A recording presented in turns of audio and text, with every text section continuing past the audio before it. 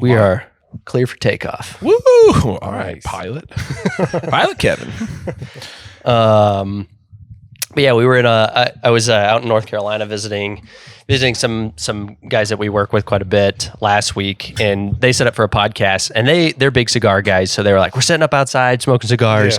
And, we were just about to get started, and it started drizzling, and like they had like 3 cameras out in the parking lot, like all the audio equipment, and we're like, get it under the roof. So we recorded under the roof there. So. With the weather the last few weeks, we've had the worst shit. Yeah. It's like we'll have everything set up outside, ready for us to side the whole house, and then it's Ooh, we got to take a picture. Should we do that now, or should we do that? Try and knock it out, or fingers crossed we remember? I think fingies crossed, brother. Fingies crossed. So good. You guys remind us. Yeah. Let's roll with it. What'd you pour yourself? That's a little George T. Stagg. We're gonna start at the pinnacle. You're going right into it, man. Pour whatever y'all want. So, yeah. There we go. I'm not as tall as either of you. They can't sell. We're all sitting. Yeah, but don't make me be the alcoholic. Y'all pour up. So. That's still a great one. I'll start with this. That Angel's cast strength rye. I got lucky at a liquor store, and he did not know what he had. It happened to me once. I was like, I'll take that. Yeah, I got a my story of that, and I think I've told it before, is I bought this was years ago, probably going on 10 years, might have been 10 years ago. I bought a bottle of Orphan Barrel Barterhouse for $52 because the guy had no idea what it was. And the guy was like, well, my normal whiskey guy's not here, and it didn't have a price, and it wasn't ringing up in the system. And I'm like, well, and he's like, what sounds good? Yeah, he's like, I think he said something like $38, and I said, let me give you 50. I was like, brother, I in my heart of hearts, I don't think I can give you. And he goes, I appreciate a man with integrity and honesty. We'll call it 50. And I'm like, you're like 52 or whatever. And I'm like, yeah, deal, done. I'm not gonna argue anymore. Yeah. That, and you got a couple of bottles of Fortaleza Añejo recently. Yeah, I got those just on a random walk-in too in San Francisco. Guy had bottles for retail, and he had a couple bottles sitting behind the counter. I'm like, how much are those? And he told me the price being retail, and I'm like, how many of them can I buy? Yep. See, I won that in a game for less than retail. It's $75 is what I paid. The George T? Holy shit. It's like 1/10 of the cost of it to play those raffles. Dude, $75. I was telling you before a little bit of that story. We're recording everything, right? Cool. I was telling you that story about getting my dad a bottle. It's the nicest bottle I've ever been able to get my hands on. And I gave it to my dad. And the reason being is he's a really big fan of Stagg Jr. and was like, he kept talking about George T. Stagg and about how it's the nicer version of Stagg Jr. and how he really wanted a bottle. And I was doing Christmas shopping for my family. And it was the year that Angel's Envy is phenomenal. I was about to say, it's so good. What proof? Good, right? What proof is that? It's like 120. It's high 120. Holy shit, and a rye too, yeah, man. It's spicy though. It's it's a good spice. So I have all the regular bourbon cast strengths they come in a cool little wooden box or whatever. But that was the first rye I've been able to find because they've only done 1 or 2 years of it. Really, dude, that is. It's like spicy, but like it's supposed to be. That's the ryes that I've learned to like. I haven't gotten into ryes until I found ones that had a little bit of spice to them. Like that's what to me that's what makes a rye good. Absolutely. But yeah, so I was doing Christmas shopping for the rest of my family, and I always try and find a bottle for my dad, and if it's not Stagg Jr., he's like, I don't. Thanks, Kevin. Okay. It sounds like my brother. That's Jared. He's a big Stagg Jr. Doesn't even call you. Oh yeah. Doesn't even call you son. Just Kevin. Yeah. Thank you, Kevin. Thank you, Kevin Wilhite. Yeah, Stagg Jr. I get a son and a my firm handshake. son's home. But it was getting close. It was getting close to Christmas, doing my Christmas shopping, and it was the year that my dad was retiring, and his birthday's about a month before Christmas, a little more than a month before Christmas. So I'm like, It'd be really cool to go all out. So I'm like looking at like secondary prices on George T, and I'm like, it's like $1,000, and I'm like, literally. gee. And I legitimately was debating. I was like, dude, like that's a lot of money, but like how cool would that be? Like if there's a time to do it. And I ultimately was like, I just don't think I can spend that much. No. And it was probably a week after that, I had a buddy that was helping me kind of try and find a bottle, because he's gotten really big into it as well. And he was like, is there anything in particular you like, if I come across, like you'd want me to get it? And I was like, man, like I know this is a big ask, but like if there's any way you can get a George T, like even like above retail, like just not secondary, like that'd be cool. Let me know the price. I'll let you know if I want it. Yeah. If you happen to find a unicorn, just let me know. Yeah.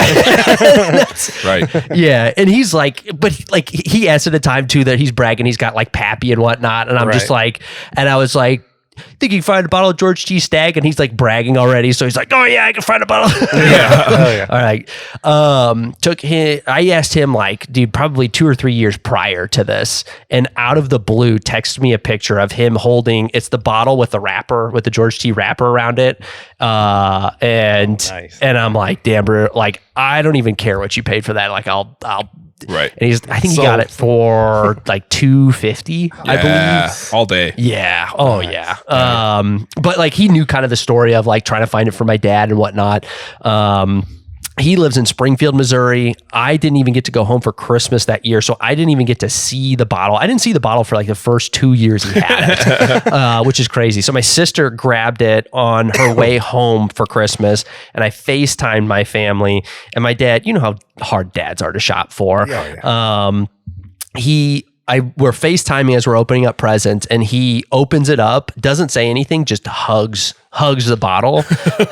And knowing your dad too, that's such a funny story too, because that's like not a reaction you get out of him. He just held it like this and just content. One single tear ran down his cheek. And then he kept it in his gun safe. Has he even held your daughter like that yet? Yeah. Close. Started calling you son finally. I was hoping he'd crack it open maybe for when I got married. That wasn't good enough apparently. No. But when my daughter was born, it was her first Christmas. He cracked it open and we got to try it for the first time. He's had it for 3 or 4 years now, and he finally cracked it open. It was absolutely phenomenal bottle. There's a cool little like documentary called Neat. It's about bourbon and how it's made and all that. You know, you just sit there with bourbon buddies and drink it and watch this thing. But it's the guy who runs Buffalo Trace or runs all the tours, Freddie Johnson. I don't know. He opened a bottle of Pappy up that his dad had gotten from the distillery. And he goes, what are you doing? Just pour a little bit. He goes, well, no, bourbon's meant to be made, meant to be drank and been drank with good people and friends. And he goes, don't ever try and save a bottle. So that's been my kind of thing now. Is like, you know what? If you've got it, drink it. Drink it with good people. So, yeah. As hard as it is to get to like crack a bottle open sometimes, like those really nice ones, man. Like you want to save them for special occasions, absolutely, at least a little bit. But yeah. As long as you're drinking them with good people, that's kind of like you can always go by. We'll see at the end of this podcast if you still think we're good people. We'll see if you guys see like, this wasn't working. Depends how heavy-handed we are with those pours. Leave me with a couple ounces. Oh man, do we want to light some cigars? Yeah, let's go, dude. Life is short, man. Whatever's in there, have at it. All right, I'll be your entertainment during. Kevin grabs the box for anybody not watching on the tape. Yeah, can I get a good narration on this? Yeah, it's a white box. He can't get the box open. Opens it. Oh, there's some. Some koozies. Koozies for y'all. Put my Diet Dew in a koozie. Koozies. There you go. Free advertising. Okay. There's some good like Churro Fuentes in there. There's some. Got any hot and milds? Yeah. Some prime times. That's a great one. If you want like Cubans, these are Cubans. Pick me out a good one. All right, here we can all smoke these. I got a shit ton of these at Churro Fuentes. Hell yeah! Boom. We're all smoking the same, so if they suck, they suck. It's hard to say at Churro Fuentes gonna suck. We'll let you know. We will not be shy.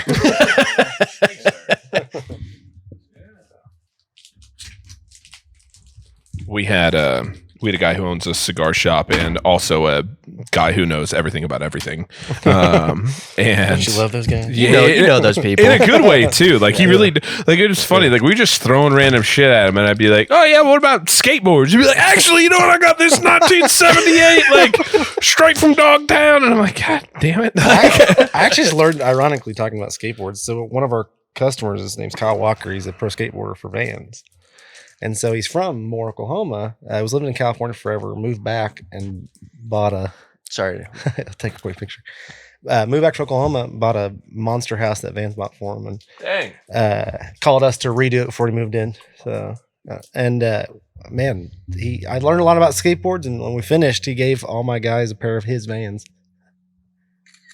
How cool is that? Yeah. So he's got his own brand, like his own, like have his name. Dang. On the Vans. Yeah. I'll be that cool someday, right? Me too. Yeah. Kev, what do you think? Think you'd be that cool?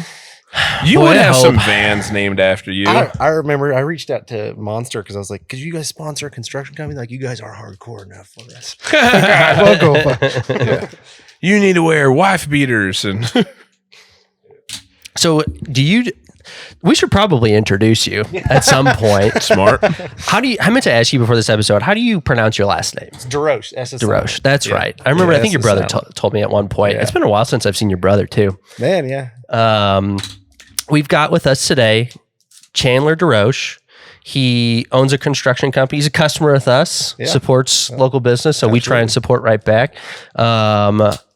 Obviously knows a boatload about bourbon. Fell down that rabbit hole. We knows a decent amount of cigars as well. It's got a nice collection on both, and he has been very generous. We are going to drink some of the nicest whiskey on this podcast that we've ever had. So for those the that rest don't, of you guests who are going to be coming on, step your game up. We want gifts. We want to be bribed on it. Yeah, we want to be treated well. That's it. All right. No more just showing up raw dog. All right.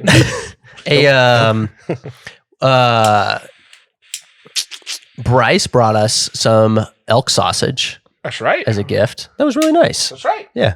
Appreciate Bryce. But man, I kind of like these episodes. I was mentioning before that they're kind of a time write-off for us. For those as we become adults and life gets busy, these are nice times to say, hey, we're technically working, so we have to schedule it. We got to be diligent about scheduling a podcast every other week, but we get to hang out, enjoy a little bourbon, smoke some cigars, and hang out with friends. This is my kind of work. And Yeah, Thomas, this is my kind of work. We can start doing this more. we're slowly starting to ease into where this is more of a role for more of us at the company, which is nice. But one thing I like about these episodes, man, is that we get to know people a little bit better, man. And I don't feel like I've truly gotten to know you. Obviously, we've gotten to hang out in the store a little bit. I know we've lived in the same neighborhood for 2 years and still haven't found time. And that's what I'm saying, dude. We were trying to grab a glass of bourbon together at least 2 or 3 times. And we're like, dude, we just got to call it work. It's got to be a podcast. That's it. That's the sick part of, I guess, owning businesses, right? Yeah. You're like, all right, let's find a way to work and drink. Yeah, right? yeah. Here we are. Thank you.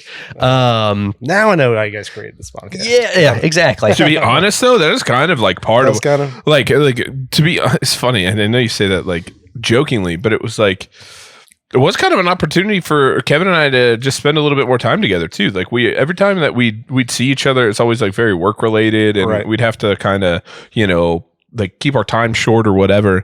And then it was like, man, it's like just nice to be able to just kind of sit and bullshit. You know what I mean? Like this is kind of sitting and bullshitting that we do anyway. So it's like, let's put a camera down and then it's work. So absolutely. Well, it's nice too, especially if you're working with friends too. I think it's hard to find that balance. You almost kind of lose buddies over the years if you're working with them all the time. Yeah, constantly talking about. When you finally leave work, you're like, that's the last person I want to see right now. Yeah. Do you work with any people that were friends prior? I did.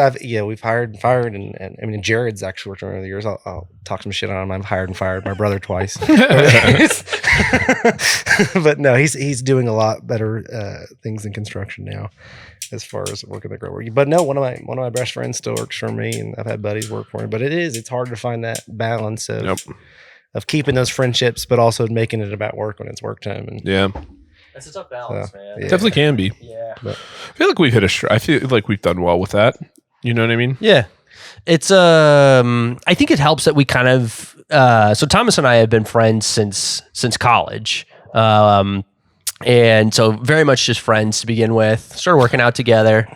You said just friends, maybe kind of laugh. I can't remember. What are you gonna say on the podcast? Yeah, I can't remember. Do you Friends then lovers. do you remember who made the first move? I was mean to you because I was older. That really got me Like it's going. like pledge masters. And shit. That's my language, man. He for sure spanked him. Yeah, right. Kevin, did you get spanked? No. They did tell me they were in a fraternity. So we said that. Yeah, we're not allowed to disclose that. Oh, we're talking about the fraternity? Oh yeah. But yeah, we got to work together at Supplement Superstore, so we kind of got to ease into that. Then we worked a lot together when Chad and Vincent were around, and nobody was getting paid from the business, so we were kind of just all working for free. Thomas worked for 6 months for free for the business. Nice. Definitely appreciate him doing that. Not technically for free. You guys paid for the down payment on my Invisalign. It's true, dude. I'll fix your teeth if you work with that. Yeah. That's Deal. I love it. That was never talked about prior, but it just kind of fell. That was the. Yeah, we didn't really have anything at the end of that. Like again, you were doing like 20 hours a week for like 6 months, and we're like, thanks. And I'm like, hell yeah! Hey, and you took me to Buffalo Wild Wings. Yeah, dude. I was overpaid, honestly. But yeah, we kind of had that period of time. And then I think when we actually did get to the point where we were actually putting you on W-2, I think we were a little bit more prepared. Yeah, exactly. Yeah. So yeah, for anybody that works for the IRS that listens to this podcast, I'm just kidding. Do not look at my 1099s in the past. Thomas was definitely legally compensated for his time here. I'm just kidding. Nobody listens to this podcast. But yeah, we got to when we finally got to bring him on as a full-time actual employee, like and have him as part of the team. I think we were a little bit more prepared. Like we knew kind of how to work with each other a little bit, and we've been solid, man. Yeah, I don't think we've had any real problems. What's it been 3-4 years now, dude? 4. Yeah, it'll be 4 in August. Or no, yeah, 4 in September. Or So October, when did you start Triad? 2015, November of 2015. Wow. Yeah. So it was like, it's funny how fast time goes by because it's like, yeah, there was that time in 2016 when that was happening, and then it was like 4 years at the hospital and doing a little bit of stuff for Triad, but not much, and then back full time. Yeah, our secret interviews. Yeah, and then like whenever True Grit challenges would start, you'd need somebody to go work something. Oh yeah, those were crazy days. And sample Triad and like just stuff like that. But I remember that when Samuel's Triad stuff was going on when it first started coming around. Dude, yeah, you probably remember it whenever it was like inside. Yeah. So is it not now? No, definitely I haven't been around in a while. Dude. Now it's in a circus, like a literal circus tent. Yeah. Like a 60 awesome, by man. 80 tent outside. Yeah, That's awesome. And then we take up more space off of it. Yeah, we block the parking lot off. Yeah, it doesn't. It's crazy. That's awesome. Yeah, if you were like, "Hey, it's gonna rain, we got to put this inside," it wouldn't fit. Not anymore. even close. Yeah. I think one of the big things for us, though, like kind of going back to that, is I think one of the best things that we did was when we started discussing and talking about the idea, and that like we both had a desire for me to come back and work for the company full time, and it made sense timing wise for you, for me, for the company, like all that kind of stuff. But I think the biggest thing that you and I did that like I tell people about whenever I talk about it, even to today, and obviously now on the podcast, is like you and I sat down and we set like clear expectations of what we wanted out of the business side of things and what we wanted out of our friendship as well through this. And it was like, I think the big thing and the point that I think I made and that you agreed with was that like, as much as I love this business, it's not worth our friendship. Right. And so if that becomes the point, like that it's breaking our friendship, like I remember putting like, you know, like I want you to be the best man in my wedding, and like you're the best man in my wedding in 100 days, 99 now. But thank you. But it's one of those things where it's like, I was very much of the mindset and phrased it that way of like, if the day my wedding comes, if you're not going to be my best man, then I don't want to work for the company. And it's not because the company's bad or that you're bad, but it's like, it's just that it didn't work. And I'd rather be your friend than have this opportunity. You know what I mean? And I think that was a big thing that we both kind of came into it of like we didn't want our dynamic as friends to ever change. And then it's like the work dynamic is constantly evolving, right? But it's like our friend dynamic, as long as that doesn't change, I think the work dynamic always kind of falls into place for us too. Yeah. Well, there's a cool side of that too, is like I've told, buddies and even the guys that work for me, it's like I want everybody at my table to eat, So Right. it's cool if when you're all starving, it sucks, you're eating ramen noodles, but if everybody's at the table and we're all eating the same thing. Exactly. Right. Dude, we did that. We kind of had that mentality through COVID, and I got that. I heard a similar story from another business. I can't remember if it was a book or podcast or what, but essentially, so this wasn't my original idea, but when we're going into COVID, and it was like, man, like we get to stay open, thank goodness. Yeah. Like that was definitely like we got really lucky with that. But like the industry standard for supplements is like you were doing well if you were doing 50% of what you did last year. So it's like, man, it's tough to pay payroll with that much. Sure. Luckily, man, our customers are unbelievable, man, and we did about 80% of what we were projected to do that year. But at the same time, going into it, we didn't really know. Right. And instead of just starting to kind of create a chopping block or a hypothetical chopping block, it was we got with everybody and was, hey, what do you need to be able to just pay your bills? Yeah. Like what's the lowest that you can survive on? You text me me individually. That's what I did at the hospital too. Yeah, and it's text me what you like individually, what you can do. Like, dude, even if you can just give up $10, like, dude, anything will help. Right. Because we're going into this together. Like we're all either gonna make it or we're all either gonna not make it. So we're all going in the lines together. Yeah. Right. But yeah, no, I do. I think that's a good mentality. See, COVID was the opposite for my industry. It like went fucking berserk because everybody was sitting at home bored, and so like we doubled what we had done in 2020 and 2021. Jeez. It was nuts. It's like construction just went insane. Yeah, that was really when we grew. It's funny how that works, man. It's like when the economy changes, dude. I mean, you brought up ramen before, and I always thought that was an interesting thing of like ramen does better when there's an economic downturn. It's because everybody's looking for cheaper food, so more people are buying That's ramen. Hilarious. Sometimes you got to still sit down and eat some ramen noodles though. Like ramen, just hoping for market crashes. Seriously though, they're about to get one, I think. Ramen's like, hell yeah, they're playing the long game. Yeah, keep prime going up past 8.5%. Dude, that's another thing. Ramen putting puts on everything. That's it. Dude, we've talked about before of like, we see seasonality with supplements, and it's like, man, maybe we should open up a fast food chain to be inverse seasonality. Right. Maybe we should also start a ramen company. So as we see economic downturns, like supplements don't do well, ramen does well. You can be like the Pfizer of supplements. That's right. Hey, maybe sell the cure to your own shit. Yeah, that's right. Hedging our bets, man. That's right, dude. Yeah. That's so funny. Do you do is it mostly commercial or is it mostly residential? So we started out fully, I'm a little different. I'm a general contractor, but we're a lot different from a lot of general contractors, and we keep a lot in house. So I also was a trim carpenter by trade before I got into it. So I've worked at the bottom of the totem pole and been at the top of it, but I've worked every part of the industry I'm a part. I supply. So we do tile work, we do add-ons, we do framing, we do carpentry, we do hang, tape, and texture, paint. But every part of that I've done as a worker before I ever started my company. Have an appreciation for those. Sure. That are Well, yeah, still I'm not like I don't have like a college degree in construction management or something. You know, the school of hard knocks, I feel like in my industry teaches a lot more than. There's something definitely too, like I've done this job before where it's like the respect factor's a lot bigger, and you like see just like if you haven't done it, like you don't know how to.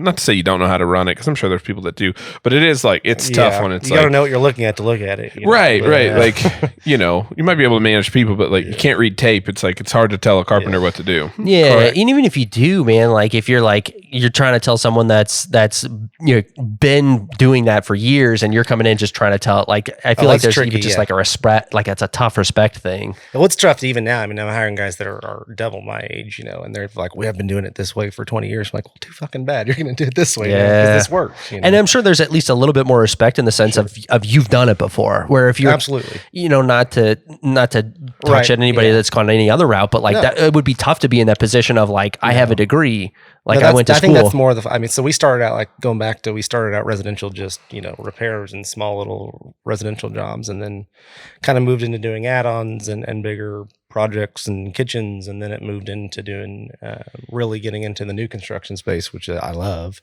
It's a lot simpler. You know what's behind a wall, and you know what's behind a wall when you're doing a remodel, but a new construction, it's pretty easy to figure out. Is there more licenses and permits and whatnot with new build? Oklahoma used to be the wild fucking west as far as our our permits. There weren't really, you didn't have to have any certifications to do anything, and now they're starting to tighten up a little more, but it's still pretty loose. But no, like now I've got to have 2 or 3 licenses for every city we work in. So I've got to have two for Piedmont, 2 for Oklahoma City, 2 for Norman, 2 for, and then because we also do with the new construction side. I have to have a builder and a remodeling, and then stuff for insulation and everything in between. So did you start doing like working construction just out of high school or? Yeah, man. So I actually my freshman year of high school, I moved and was living on a ranch, and was a ranch hand for a guy who knew how to frame. And so we were framing barns, just to help supply what he had. We run 1,000-acre ranch.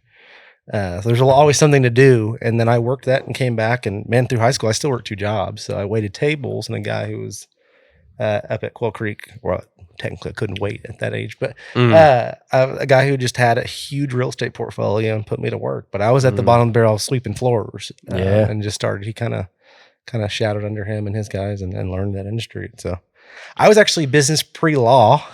Really? Yeah. That was my whole game plan since I was a kid. I was on the debate teams and Duke tip programs. So I was doing internships at law offices. And, wow. And just kind of what was set up, I guess, for me was not there when it came time for that, and just didn't feel right. And so I left, dropped out of OSU in Stillwater sophomore year with a 3.7. It just didn't show up for finals. I was like, I think I'm just done, Dude, when you know, man. Yep. Well, I had no idea what the fuck I was going to go do. I knew when I was done. I knew when I was done. I didn't know what I was going to go do. So I went back, worked for the same guy. And then in 2017 is when I started. February is when we started our first company.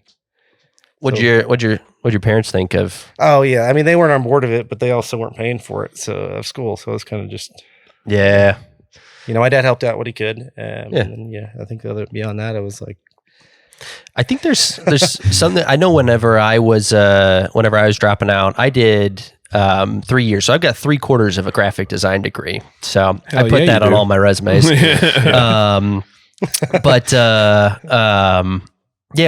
I was dropping out, and my parents both got degrees and worked jobs that needed degrees. So they understand that system really well. Sure. And I was leaving to work full time at supplement superstores and try and build a career in that industry. And it just started working base level and it kind of grew from there. And definitely came across some opportunities pretty quickly. Watch that cord. I feel like Ricky Bobby. I don't know what to do with my hands. I don't know how to work this thing. There we go. All right, that's better. But there was one of my parents' friends, because I know they definitely talked to a lot of their friends and other family members and whatnot about like when I was dropping out. Oh, you were coaxed to go back, I'm sure. Dude, I had to make a whole trip back from Springfield, Missouri back to St. Louis to have a whole conversation with my parents about it. And then I started hearing, they were like, oh, we talked to so-and-so and this is what they had to say. We talked to so-and-so, this is what they had to say. I'm like, okay, so like I'm just the topic of conversation right now. Oh, for sure. And luckily they talked to one of their very successful friends that owned he sold it now, owned a steel fabrication business that was very, very successful. Him and my grandpa, who is also one of the more successful people in my family, both said, well, I think that might be the way the industry's trending right now is to build a career by starting at the bottom and working your way up, as opposed to, they're like, I think that's a good way to build a career nowadays. You don't have to go to college to be successful. No, and if you, no one's knocking people going to college anymore, but I think it's, if you don't have a reason or desire to be there, like your bachelor's not going to mean anything these days anyways. It's, a lot more people are going into the trade side of things, and that's kind of something we're trying to work with. Francis Tuttle actually even has a program for inmates coming out are nonviolent to go learn a trade, so that when they come out, they offer something to society. Yeah, and that's so awesome. I'm working on getting on the board of Francis Tuttle to help allocate funds and be able to, I guess, decide how these trade programs are progressing. Yeah. And I think that's awesome. I think, giving people options outside of college is, if you have reason to go there, go to college. But I think people are realizing that there's a lot more, there's a lot more to offer. And I know being a plumber is not a bad thing anymore. Those guys make more money than all of us. Yeah. You sound like Mike Rowe. He's got a really good message too. Yeah. Well, I think it's like one of those things too that, and maybe this is just my experience, so I can't speak for everybody, but it's like not having a degree has never held me back from getting a job that required a degree. You know what I mean? Like, and I'm a more personable person for sure, but like, I think what the industry is, every industry is really starved of is people who give a shit and will actually like try hard and try to do well at their job and try to progress within. Like that was the thing. Like my job at the hospital my entry job that I had required a degree, and it was like I got promoted 3 times from that, and they were offering me director positions that were supposed to require an MBA, and it's like I don't even have an associate's technically. You know what I mean? And so it's like, being there and being like trustworthy, hardworking, and producing results is like they didn't give a shit. Oh, experience means far more than. I'd rather hire somebody who's just had experience doing something. Right. Well, and the thing too is, it's college. like I had worked it through each level. I knew what was going on. I knew how to do it, and like it doesn't hurt. But like our department was ranked like we had like 185, I think, transportation departments across the country. We were contracted to OU Medical Center, and we were ranked like 178, and like within a year of me taking it over, like we were ranked number 2, and they were like, we don't give a shit. Like I was like, is me not having a degree ever gonna hurt me? And they're like, what are you talking about? You go where the hell you want. But it's one of those things where it's like, I get it, but like you have to be creative to find your way to have like your foot in the door. But if you can get in there and show you're worth a damn, like that is plated in gold. You can teach anybody a skill. You can't teach hustle. So like, if you can come in and just work your ass off, I'm good. I can teach the rest. I feel like that's where like just being able to work with somebody for a few months and have them stick. Right. Yeah. And but being able to see how they actually work as a person. And so it's like, so I feel like maybe degrees help get your foot in the door, and obviously shows you can finish something. Yeah. Shows you can finish something. I also know some people with degrees that are far more intelligent than me. And and far less intelligent. That's the tough one. I know I'll say it. I know some fucking idiots with some high degrees. Good at school. Well, and that's it. It's like, and I hate to be the guy that was like, I was bored. But I was bored. So like this is just so. And there's school. There's something to being able to like stick it out and being like, diligent and going and like having like the drive to be there, even though it sucks. But it's just like, man, I just felt like my talents, like my efforts and talents could be going to something else that I felt like was going to take me a whole lot further. When I left, I was still in my technically gen eds and stuff, so I can't say that college would have never been challenging, but it was fucking easy up until the point that I left. I was like, this is just I feel like I'm wasting my fucking time. Dude, I feel like it was, and money. It's expensive as fuck. Fucking money, yeah. Like so expensive. I feel like it was challenging for me just because I didn't care. Like I didn't care enough to learn the material. I didn't care enough to memorize it. So it was like I had the worst study habits ever too. It was like cram everything in. Yeah, I had write a paper at you say the midnight. Worst. Mine was just take a good guess on the test.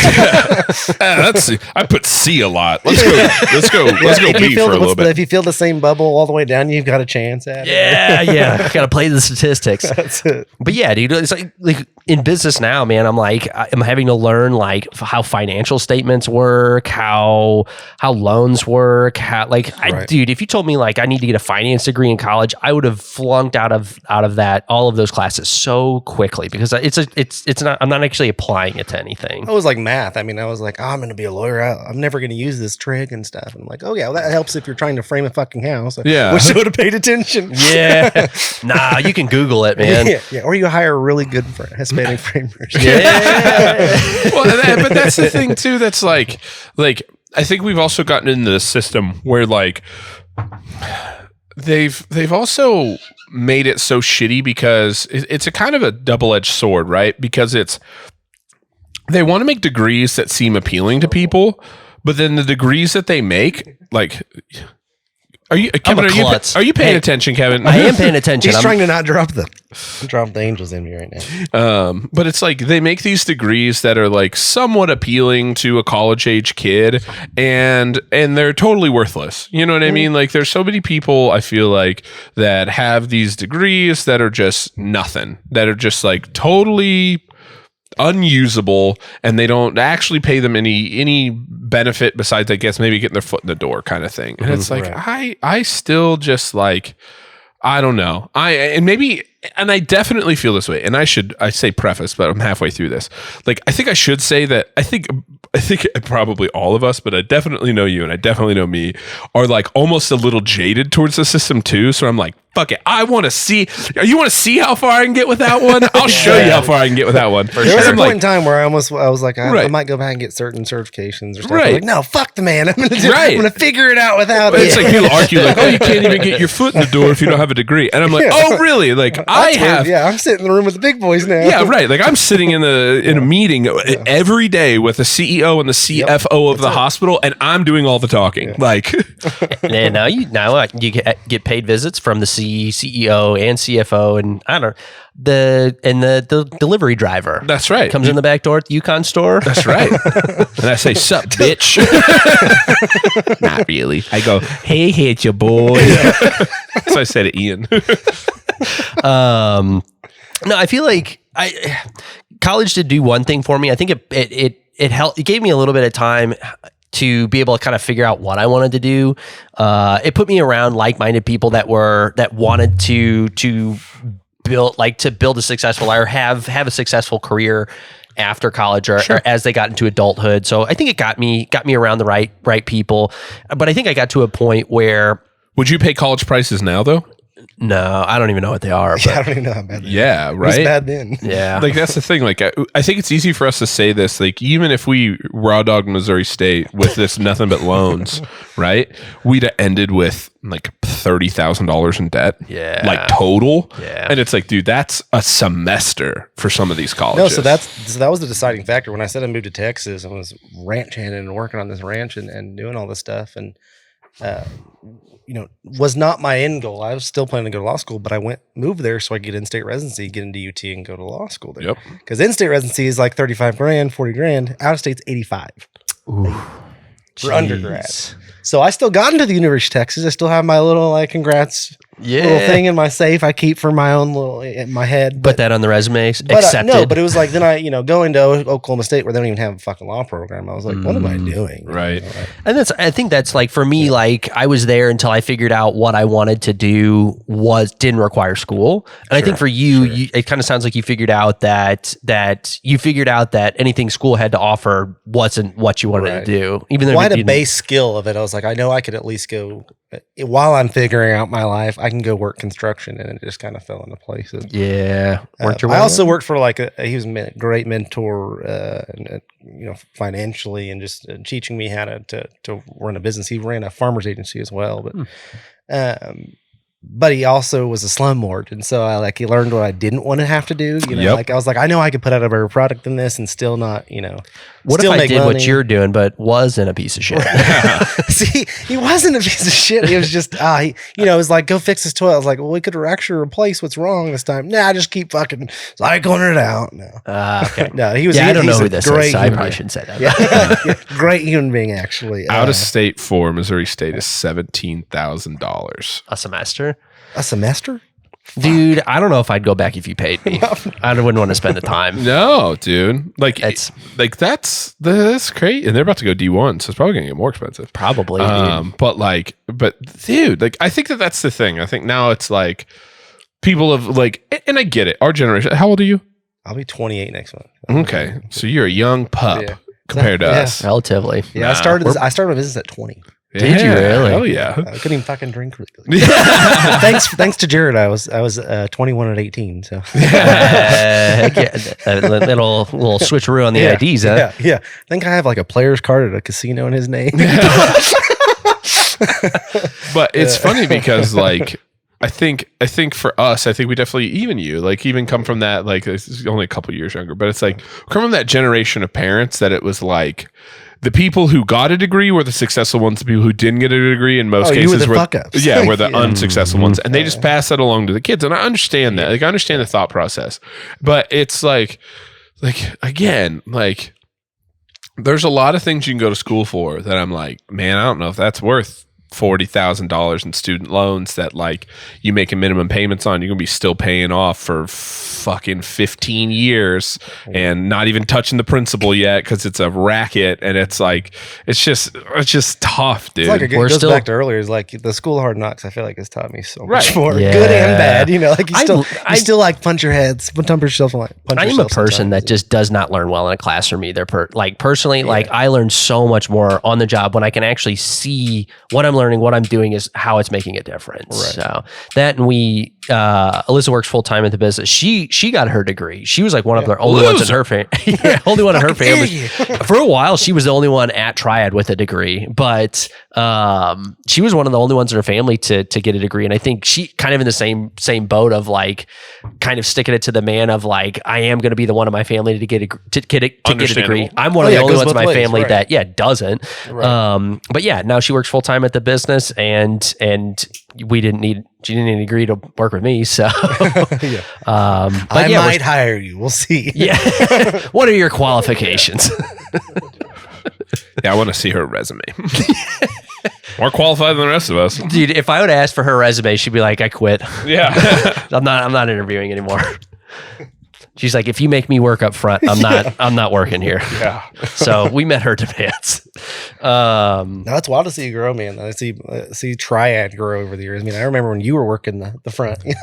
80 hours a week some weeks. That's it. We're open 78 hours a week, and I know that very well because I've worked all 78 of those Yes, hours. That's the old saying of like work 80 for yourself to not work 40 for somebody else. Yeah. It's very Yeah. true. Yeah. At least I have something. You have something to show for it. Yeah. What about working 80 for somebody else? What about that shit? I think they say that's a good thing. Oh, is that right, Kevin? Here's the stage. They work 80 for somebody else, and you're going to be appreciated Yeah. very, very much. I think guys just for overtime. Most of them want it though, because I mean, especially my Hispanic side. Well, you guys get overtime? you guys get paid. The fuck? No, salary's a good thing. I haven't figured out how to get any of them to want that. Yeah.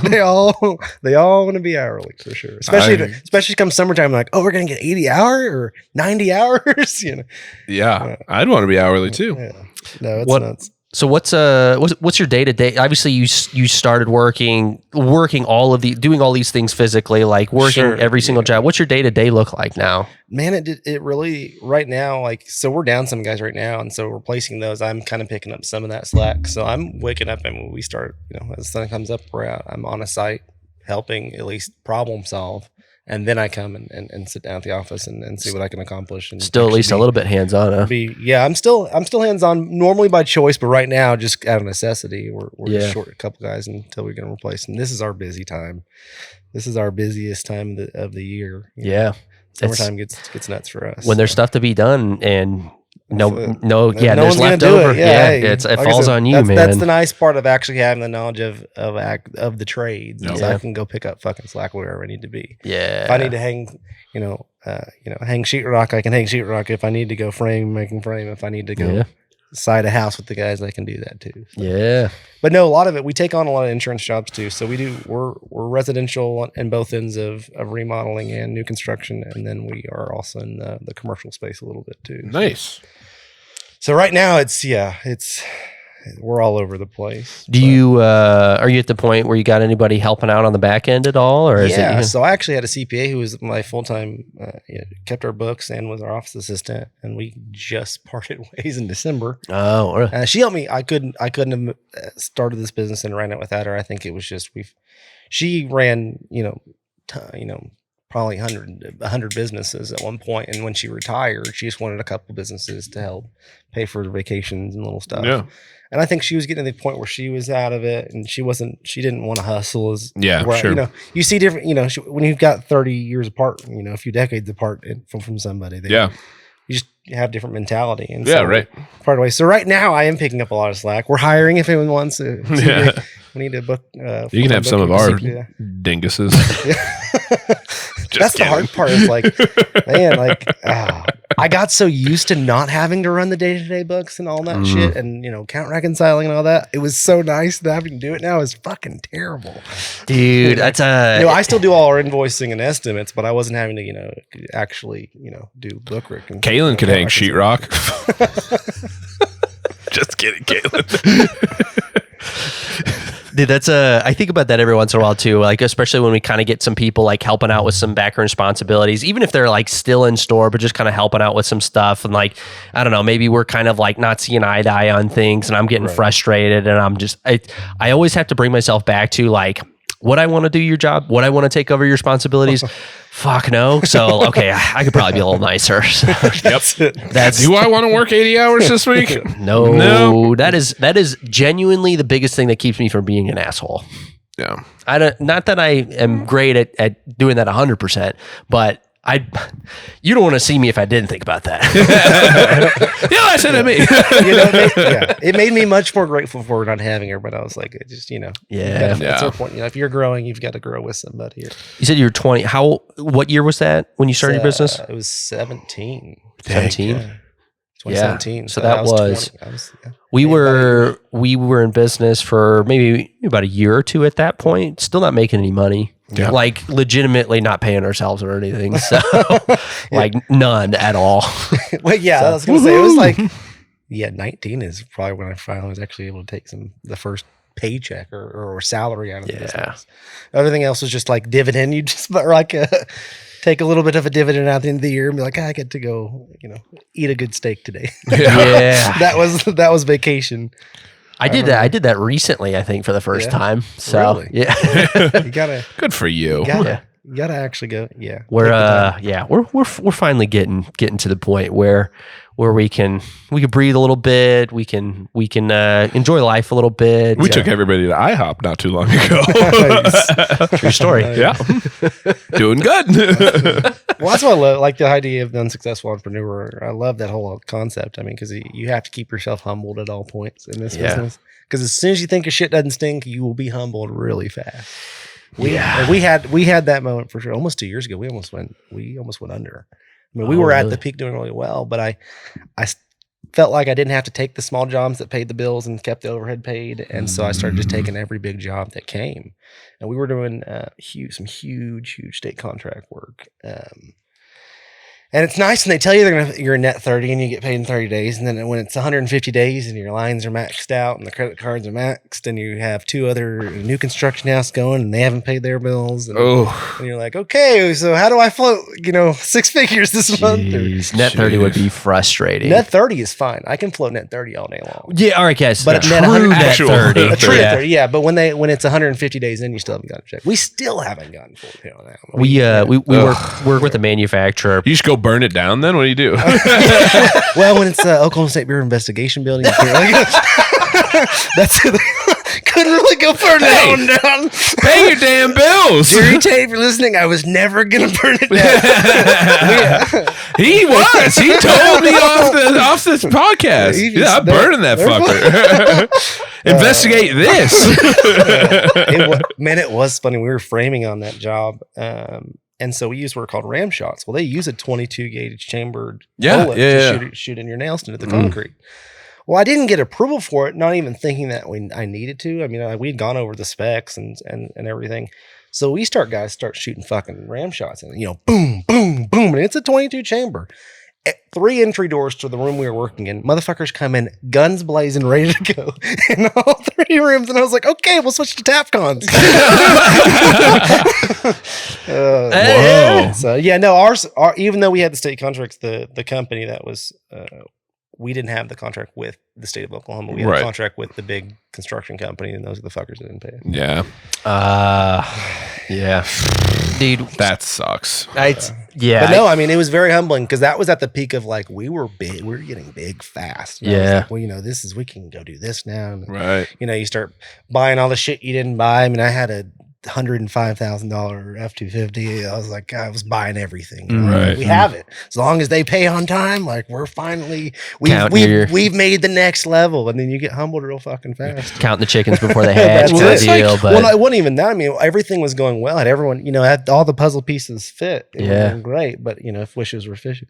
yeah. Well, that's the thing that's like funny. I even remember us like talking about, just us talking with different people within the industry, and you start like talking and they're like, yeah, well, like this person's, 4 months behind on their payment. And we're talking to like somebody who wholesales their own supplements and stuff. And we're like, wait, who? like they're a whole lot freaking bigger than we are. What do you mean they're not paying their people? Don't pay their bills, and we're just sitting here like, you can do that. yeah, right. Like, was that an option? Like, that would have helped a couple times because we were like sitting there scrambling, not paying ourselves to like Pay all our bills on time. bills on time. there's And We've it's like- always made loan payments, rent payments, like vendors get paid as soon as we order. And it's nice now because I feel like definitely those have the come back. reputation Yeah. of like, oh yeah, like those guys pay on time. Those guys pay on time, and they always have. But it's like it's so funny because you're like, what do you mean these fuckers? What do you mean? Like, what? How are they not paying on time? I found that it's like Sherwin-Williams was a huge vendor for us. And I was in a golf tournament. And I found out. Do you remember Urban Farmhouse, the place that you could buy like? It was downtown. And you could go get like reclaimed wood tables and shit and pay $10,000 for them. Yeah. Well, they weren't paying their fucking bills, and I always wanted everyone wanted to get their special stains and colors that they used to because they were proprietary, and they're like, oh, they didn't pay their fucking bill. They're going under. If you want them, here they are.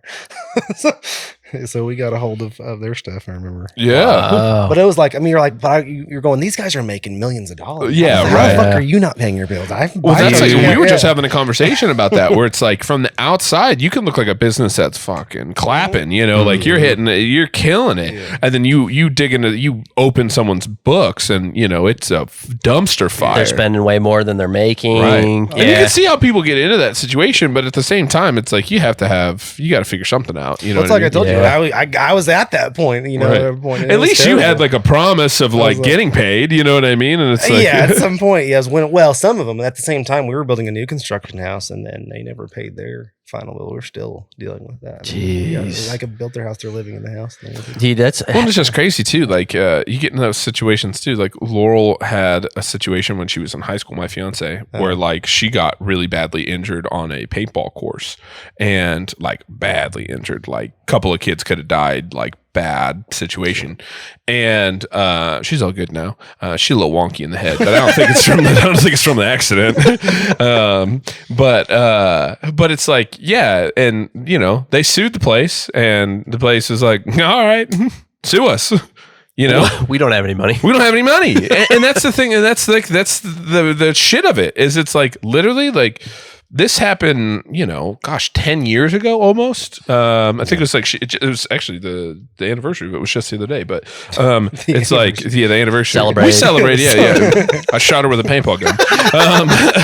Frozen before just to really fuck with her. Yeah, the wedding's off. But but yeah, it's like it's funny. She's like, oh yeah, I never saw a penny. Like never saw a dime, not a hospital bill paid, not nothing, right? Because it's like. You know what I mean? Like you can't get blood out of a turnip. Right, exactly.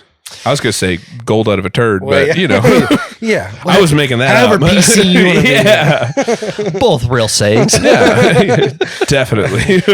Yeah, that is kind of crazy. The other day was I'll be damned, but it was the version that said, I'll be diamonds in a goat's ass. And I was like, what the fuck did you just say? I'm sure that's a saying somewhere. Yeah, in the South. Yeah. But it is kind I'll of. be damned isn't Southern enough for you.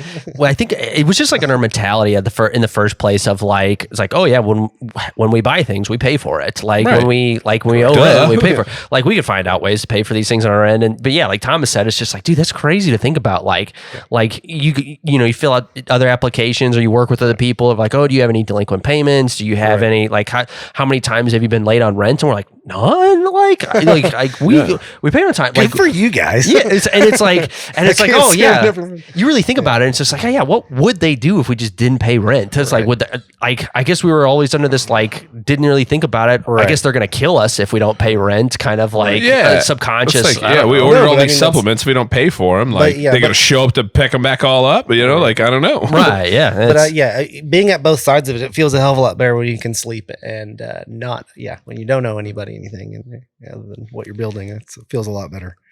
Right. It does now, that's for sure. As we're kind of growing, it's like, all right, cool. Like growth is just fucking hard though. I mean, it's like you see what the potential is and you want to go 1,000,000 miles an hour and you just have to slow it down and actually realize what's realistic. Dude, that's one thing that, like, I remember hearing. Kevin saw me grab the George T, and he's like, "Yeah, I'll finish this. I'll finish this one." Threw that one back fast. Kevin's taking shots at Angels Envy. That Angels Envy. It was just a little scotch left, but I remember hearing that. I remember hearing that early on. Of like, oh, you can grow too fast, because I was like all excited about our business model. I can promise you, in our fucking true. in our first 5 years, we did not grow too fast. I promise you that. We did a really good job of not growing too fast. On that front, we killed it. We killed it in that department. But now we're getting to the point, man, where as we grow, like you talked about, like buying new equipment, buying stuff, like, and legitimate stuff that you need is, dude, the higher our sales grow, the more inventory that we need, and the bigger company that we grow, the more products we need to fill gaps and to continue that growth. And luckily we've gotten to the point where we've really gone through some years where we had to make sure that our financials were on point, that we were profiting most months, profiting like a healthy amount at the end of the year. So being able to show that was like definitely a big goal for us. And we've gotten very consistent about that. We've shown a very healthy profit over the last 4 years. But at the same time, it's like we get to the end of the year and I'm like, where the fuck is that money? Yeah, where'd it go? Well, that's a nice part too, though, is like you said, if you're always paying your suppliers on time, always paying your guys on time, it's like that pays off later when you go, hey, I need a little bigger line now. I need a little bit more. Right. Yeah. And that's we're starting to, I feel like we're entering that territory too. And we legitimately are, because like it's, again, we get to the point where it's like, well, where is that cash? Like, I feel like we're like, cash is as tight as we were when we weren't profiting, and it's all put back into inventory because it doesn't show up as an expense. It's all on the balance sheet, and it's like, dude, our inventory grows by $100,000 every year. It's crazy. But like, when you've also had 5+ years or whatever of payment on time, not net 30 with a manufacturer, and you start applying for net 30, they're like, you hope guys they're like 5 years. You guys have had cash accounts the whole time. Yeah. We work off a credit card, like a really high limit credit card. Sure. That's got 2% cash back, and goodness, that's you love great when you so work in cool. retail. Amex has been really good to me too. Yeah. But that's not a credit card. That is a charge card. Yeah, no, that's how you have to look at them. That's how you have to look at all of them, really. I mean, if you're running any kind of business with any kind of expenses, I don't know what businesses don't have expenses, but if you don't have a credit card with rewards, if you know any of those, let us know. Jump in the comments. Let us know. But yeah, if you've got any kind of expenses, man, get a card with rewards. Oh my gosh. Well, it also helps you to float general. too. I mean, you can float 30 days if you had to float it, if you know it's coming. Yeah. I mean, but that's what charge accounts do too. Is like, we knew when we had if we had huge jobs going on, our supplier, we have net 30 with them. Then we've got our credit cards, and then we've got our line of credit if we need to go pay off that. And so we can float 90 days if we have to. Right. And that's how we are too. Is that credit card? Like we had to start with a small limit and then worked our way up to like a much more workable amount. Then they give you way more than you want. Yeah. Like, if this gets maxed out, I'm fucked. Yeah, and that could be a dangerous thing in itself. But yeah, as long as you're smart about it, like that's definitely helped us. Like, 'cause sometimes, dude, our inventory will swing by $50,000 in a month, one way or another, and Obviously, all just depends on what we're ordering, especially with our defined nutrition stuff. But that helped out a lot. But we're starting to get to the point where it's just like, dude, our inventory just continues to grow. It's like it's not just swings. It's just growth. It's it's a good problem to have. Yeah, absolutely. It's an expensive problem to have, but it's a good problem. It is. Biggie said it. More money, more problems. That's right. But one of our manufacturers, we work with a couple manufacturers. I was visiting one out in North Carolina last week. We've got another one in California. And they started getting really big on social media, and because it's this weird deal where there's so many supplement companies out there that manufacturers are starting to get to the point where it's like they advertise, and there's a really reputable one out in California that we work with, and so I follow them on Instagram, and they made a post, and it was that trend of, we're a supplement manufacturer, we do this with our customer service, and it was like all funny jokes, and they made a really funny one. They were like, we're a supplement manufacturer, of course we know net 30 is net, you pay us whenever you feel like it. And I was like, that's hilarious. Also, you guys provide net 30? Suckers. Can I get off this cash account and get a charge? So yeah, we have applied for that. Right. Dude, there's a whole lot of red tape. They work with an insurance company that you have to provide financials, you have to fill out an application. It's like we have to wait a certain amount of time. Amount, like the minimum orders on stuff. I mean, most of ours are, even all our retailers and all our suppliers, is you have to start out with a cash or like a net, like a weekly account that you pay off, whether that's you've racked up a $10,000 lumber pack or a $100,000 lumber pack. You're paying it off every single week in order to get those terms. I mean, I think that's a lot of them is they know these days there's plenty of people who can't fucking pay their bills, or especially in the supplement industry right now, because of how many people want to, your Joe Blow wants to go start a supplement company. You know what I mean? With all the TikTok stuff, everybody's trying to start one. I've got 1,000 milligrams of beta alanine and and a dream, and hope and a dream. Real quick though, I'd like to have a moment of silence as I take my first ever sip of this first George T. Stagg. This is my first. That's 2018. That's George T. Stagg sip of my life. No, I'm just kidding.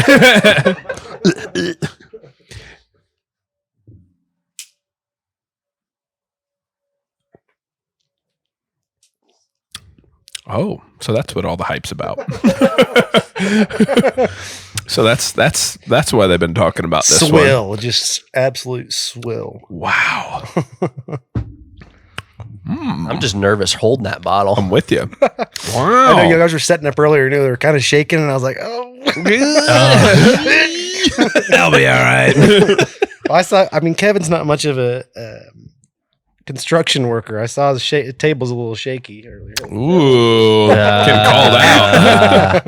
Gosh, dude, I cleaned the house. I should have known. I should have been tightening screws. He's like, "Why'd you sweep? I'm used to shit not being swept. I'm used to dirty. Got a rocky table.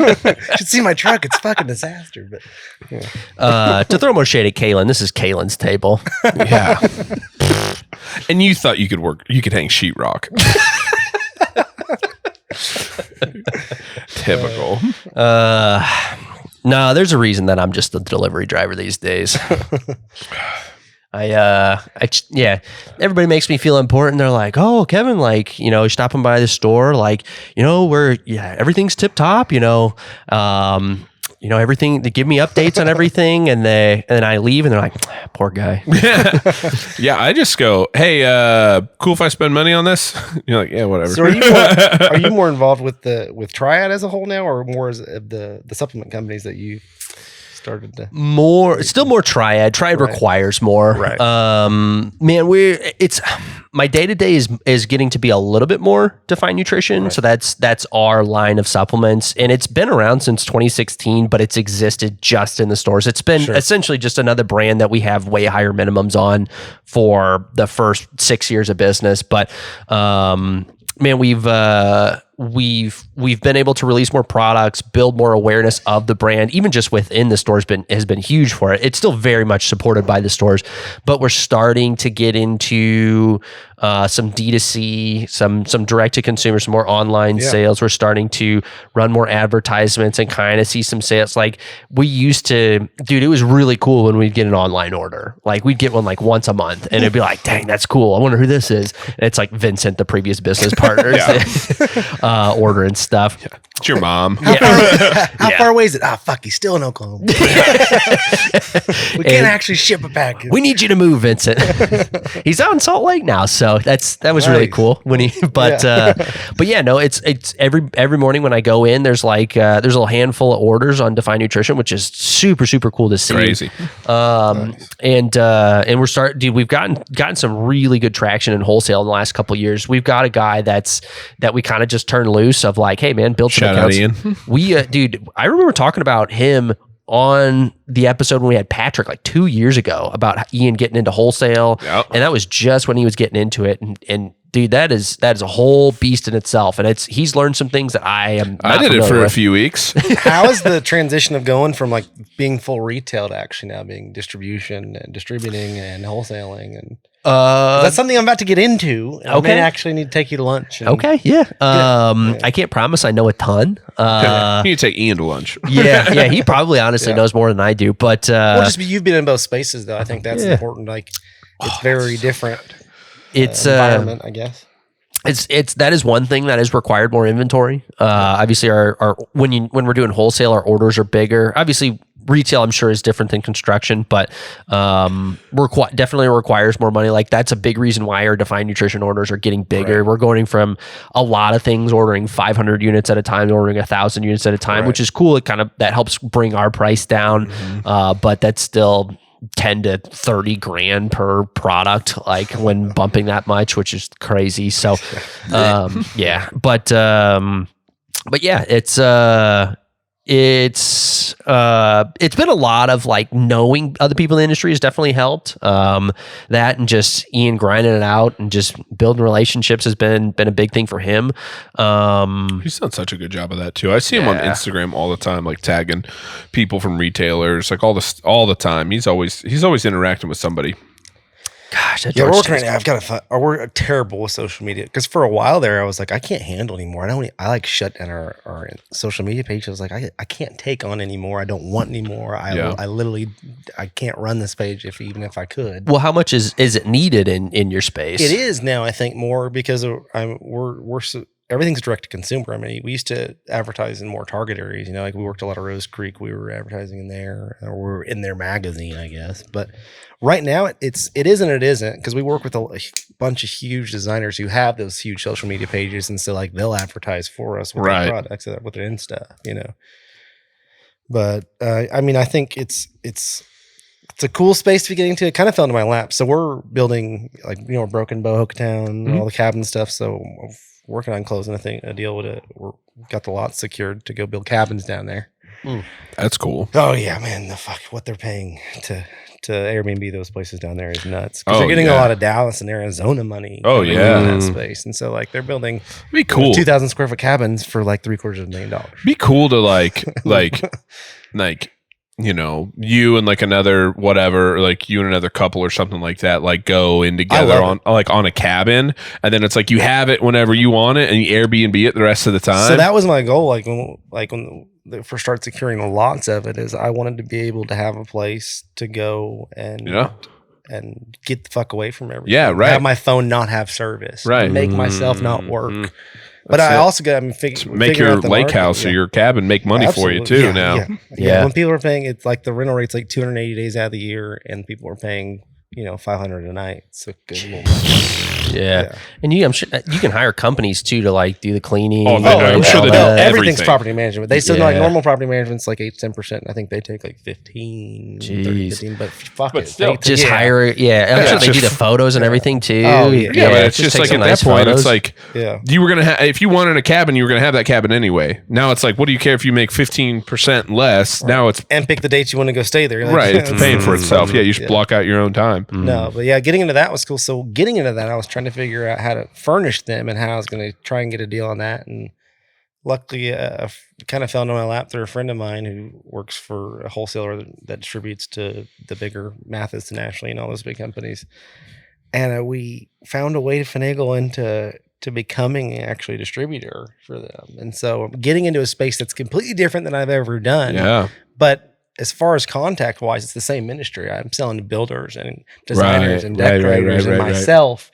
And the margins, it creates a whole different realm of margins, as you know, as far as you know what you're paying those supplement companies, and you know what your supplements you can go then sell too. Right. You know, you know the other side of it. Absolutely. Yeah. So figuring that out, and we're still haven't closed it yet, but if we do, man, that'll be huge for us. Yeah. It's a different world for me. That's why like we were talking about warehouse spaces and us Would leaving need ours a and lot looking more. for. We need fucking so much more than what we have. Yeah. So what would you be wholesaling?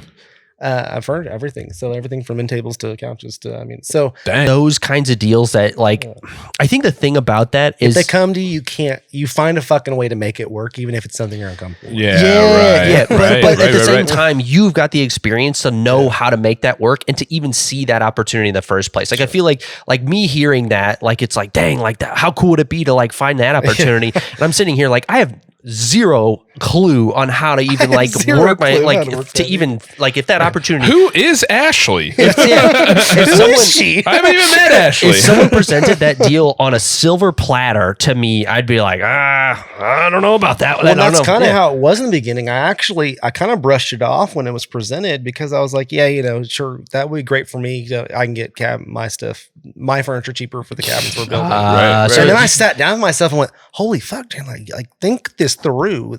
Think of all the builders and designers and decorators and realtors you work with that you can go sell to that are doing turnkeys or selling, and then sell to yourself, and then just find somebody to make it also open up a retail space, but also wholesale that. You can't lose. So here's the fact that you have a business that would support that other business. Absolutely. I started first place. I just started calling everyone from moving companies to be able to get it there, to designers who will be able to be customers, to realtors who were just, I was like, is this something that could benefit you guys? And everyone was like, absolutely. Damn. Yeah, and you've got the connections to be able to do it. Again, even if I recognize that deal, I wouldn't know. Well, it's the same as like a manufacturing deal for supplements falling down. Yeah, like I wouldn't know what the fuck to do with that. Like somebody offers him, 100 serving creatine truck and figure it out. Like I wouldn't know what to do with that. Someone offers him, 100 serving creatine at $5 a tub. He's like, okay, you know what I mean? For us, we're like, fuck yeah, let's go. I'm gonna take more creatine. If you get that deal, let us know. We'll pay you $6. You'll make $1 on every tub you buy. Hell yeah. Now we're talking. This is how we get things done. We're all going to be swole as fuck. That's right. We're just really bloated. You want creatine in these cabins? We'll get it there. George T. Stag and creatine. That's right. Provided with the Airbnb. That's almost worse than Diet Coke Zero you were talking about. Yeah. Like Coke Zero with it or some creatine. Yeah. Now we're talking about like some Anavar. All right. Now you're these cabins down in Broken Bow. You're going to open the cabinet. There's going to be a tub of creatine just waiting for you right there. That could be my housewarming gift. That's right. We're getting this together, boys. All right, I want you to think this through. Now, what are those protein like oatmeal bars that you guys have? They have like the s'mores and the banana nut.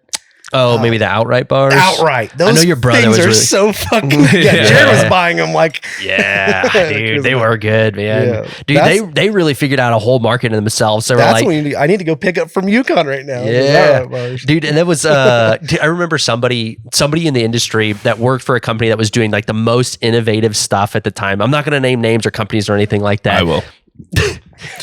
I'm curious if you know, but it's really funny. So this guy, super smart guy, working like with a company that was doing all kinds of crazy innovative stuff, and he's talking to me, and like obviously we're all familiar with like what's new in the industry, and it's like this fucking guy made fucking peanut butter squares, and he's turning into making peanut butter balls for fucking 20 years. It's like the fuck is this? He's like, we're creating anti-aging supplements, and he's like he made fucking peanut butter squares, and he's killing it. Yeah, this is some shit.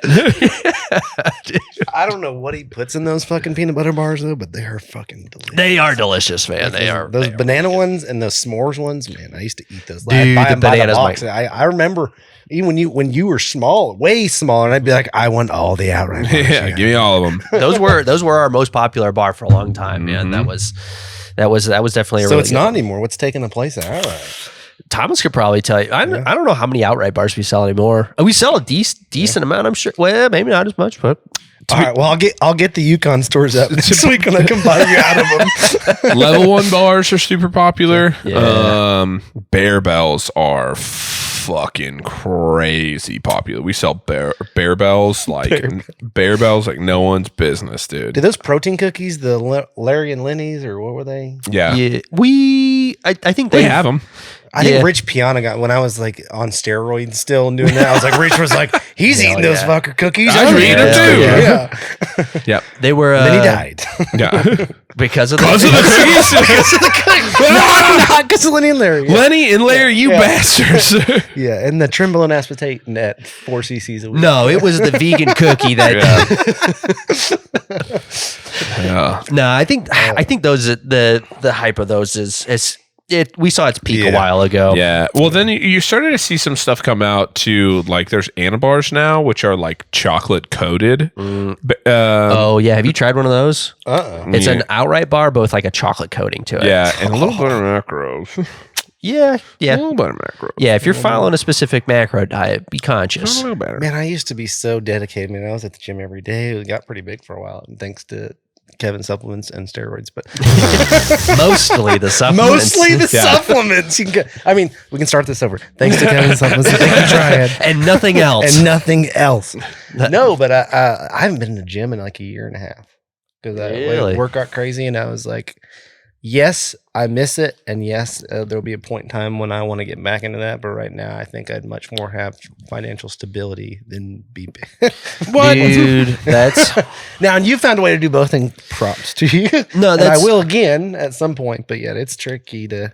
I think I recognized that as we were opening the Norman store, and it was like back in work was getting exponentially crazier, and still working in store, and I was still working out, and it's like I finally realized it's like, man, I'm like required, like I'm almost required to work out. Like it is like for me, it is like almost part of the job of like if I go a while, like luckily I am naturally more of a skinny person. I don't think I would get over like super overweight or anything, but also it's hard to sell supplements if you're overweight. Yeah, dude. It's if we're running a supplement company, man, I better look like I'm at least working out a little bit. Sure. So it's kind of nice that I have a little bit of that of like, man, it's just kind of part of the job, dude. Yeah. Right. That and I work out at pretty much a different gym every single day.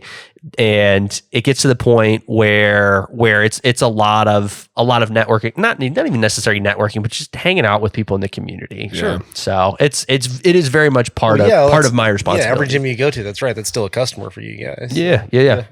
And we've got stores, and the fact that we've got stores in kind of surrounding the city now too. It's I get to see customers everywhere I go, which is kind of cool. So sometimes I go to bars and I see, honestly, most time I go to any bars. I don't go to bars anymore, but when I do, it's a made up story. Last time I did, we usually see a customer, which is pretty cool. So that's the coolest thing, man. I've been following your plan. It's been as we drink George. It is funny though. It is a cool thing. Like just talking in retrospect too, of like, man, there was definitely a time where we couldn't have paid somebody to wear a Triad shirt, and now it is like genuinely difficult to go somewhere without seeing one.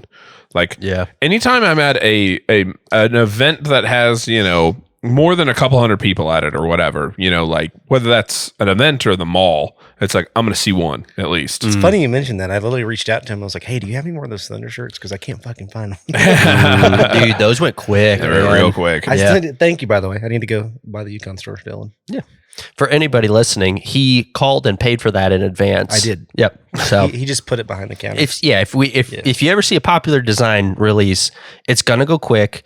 Just call. You can even get online and order one to reserve one. So, but we've had too many customers ask us to save one, and then they never come by and get it. Right. And we run out, and we got people coming in wanting one that's hanging out behind the store, hanging out behind the counter. So I did wave George T. Stagg, and so like the only reason I think there you go. I will happily trade. You can have all my shirts. You can have this shirt. You want this shirt I'm wearing? I will reprint. I will pay to reprint one Thunder shirt. Yeah. For a deal. Hell yeah. It's like it'd be like $20 something bucks. Hell yeah. Fuck, if a good it's fucking 50. deal. Any more than that, I don't know. But If you've never looked up the price of George T. Stag, that's about it. Yeah, so $50. that's a fair trade. yeah. I ain't printing 2 of them. Yeah. Maybe for the Angels. Yeah. Oh man. So you mentioned this is the wholesale is kind of the third So business. we've got 405 Remodeling and Construction. That's our bread and butter. That does our commercial and our remodel side. And then we have 405 Luxury Homes, which is our new construction side. Nice. So, and then if the Secretary of State allows me, our wholesale staff will still have something to do with 405. I mean, it's on my damn arm. You know? Yeah. I do love Oklahoma City. I love the environment. I love. It's like the biggest small town city you've ever been to. Because seriously, dude. everyone, you can't get away with shit around here too. It's like, like everyone knows everyone. Like if you fuck up, someone's gonna know. Right. Which is very advantageous for us being a reputation business, reputation based business. You can build or break quick. Keeps us in check though. That's for sure. It's like you said, pay your fucking bills. Yeah. No, but I think that's really what's helped us grow too. Is like being a technically a general contractor, even though we're a lot different, we keep everything we can in house versus general contractors. The whole name of it is I'm going to sub out everything possible to everyone else, and I'm just going to take 20% on top of it. Yeah. And that's their game. And for us, we're able to keep so much more in house to control the end result, and control timelines. Right. But we're not licensed for HVAC and electrical, and I don't want to do concrete work or things like that. And so we sub it out. And those subs, whether we've gotten paid or not, the day they finish, they get paid. And that's why if I got called in a favor, they're there. Same way for you guys. Right. If you guys call and you guys are short on something, they're going to give the people who pay their bills on time a lot quicker, an extra case of something. Well, right. Well, if I call, if we're sitting at something, like I could, like, not even as the person who puts in the orders or anything like that, but if I were to text Patrick right now, who, runs a lot of stuff for Core Nutritionals, and I was like, hey, man, I'd really benefit from a sample tub of blah, blah, blah. He'd be like, fuck yeah. All right. I'll put it in the next order. I know how much you guys move. Right. I know how big of a difference I can make. Right. Exactly. He'd be like, shit, yeah. You want 2 of them? Like, what do you want? You know what I mean? Dude, I was thinking about that recently too, especially. I want some sample tubs. But some sample lumber packs. Yeah. Force lumber lifting. I think, especially as we get more people involved in the back end and we make more defined products, and we have more ordering and more working with that, and being overly particular about our stuff, which we definitely are. Man, there's times where, like, when we're working with a manufacturer, like, we have to remember, like, that's a relationship. I think as we get people that kind of come into the back end, if something shows up and it's not exactly the way that it was last time, even if it's better or not even necessarily worse, it's I think everybody gets very, what's the best way to put this? Everyone sees those videos of people talking about their brand or their products, and we don't let anything but 100% slide, and it's like, man, like, you have to understand, like, manufacturing, like, even those companies are not doing what they're saying they're doing. Like, it's manufacturing. You're creating custom supplements. You're creating custom products. There's going to be variables, even down to the labels. Like, some of our labels show, and they're a slightly different color. But we have to remember, man, we're working with these companies on a regular basis. And if we start to be assholes about, they'll drop your ass. Yeah, dude, we've legitimately had manufacturers ghost us because we were asking. We asked for too many revisions on something that they just stopped responding. Right. And that's the thing I think people forget about, is like, yeah, it's important to be particular about your products, and we are as particular. Hold yourself to a standard, but also and don't bite the hand that feeds you. Right. Exactly, dude. We are as particular as we possibly can be. I promise you that. We push the envelope on that. We ask for revisions. We ask for things to be changed. We ask for things to be. We need to hold a standard. We have a reputation on the line, and I think they understand that. But at the same time, if we start to get to the point where we're overly picky, like, our product quality will probably start to drop, because they're going to start to, like, try and weed us out as an overly picky customer. Right. There's that side too, and then there's the other side of, like, on the lower side of it is like your employees of like people like bash their own employees or treat them like shit. And I'm like, that's your biggest fucking asset. Like, yeah, right. Like I always say we when I'm talking about the business, and it's not that I have zero partners. I own all of my businesses outright 100%. Do the same thing. But that's we. Like I include them in the decisions. You're part of this shit because I mean we have like on Mondays we have what's called questions, comments, concerns, and I'm really striving to do that right now. It's like this is the time if I can do something to help you. If you've got a problem with somebody else, say it now. But when we leave this, don't come back to me until next week. You know? Yeah. But it goes both sides. It's like, yeah, you've got your suppliers have to take care of you, and COVID made that really hard with suppliers. Yeah, dude, I've gotten to the point where I mean, I really honestly don't make a ton of decisions myself. I've just gotten really good about asking the group for their opinions. Absolutely. And then you have to be very particular about how you ask to get honest feedback. You're not hearing what you ask. Like they're not telling you what they think you want to hear. They're giving you honest feedback. The most frustrating part, and I'm curious if you've experienced this as well, is that we make decisions based off of employee feedback, and then 2 years later down the road, we get employee feedback that says something different. Motherfucker, that's frustrating. Yeah, absolutely. Yeah. No, that's why I think we started doing every Monday at the beginning of the week as we're figuring out who's going to be on what side or who's going to be where, who's going to be working with who is questions, comments, concerns. And it's been really helpful for me. Is not only what can I do for you, but what is this teammate not providing for you? What if you've got beef, we're not going to have a fucking brawl, but like, let's figure it out or say it, or don't bitch to me the rest of the week about it type of thing. You know, but if there's something I can provide to help make your job easier, because a lot of general contractors too, they're going to hire a sub.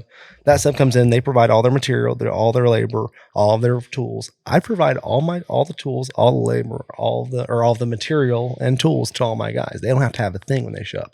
They don't have boots, I buy them boots. They don't have clothes, I require them to wear our shirts. So I'm like, here's a week's worth of shirts. If you don't have pants that don't have 9 million holes in them, let's go to Costco together. We'll buy them. What's your turnover compared to other companies in the industry? I think so. Like obviously the new construction side, I still haven't perfected because I'm still a small builder. So like the big builders, the Tabors and things like that can turn around a house probably in half the time we can. But like right now we can turn around new constructions in about 9 months.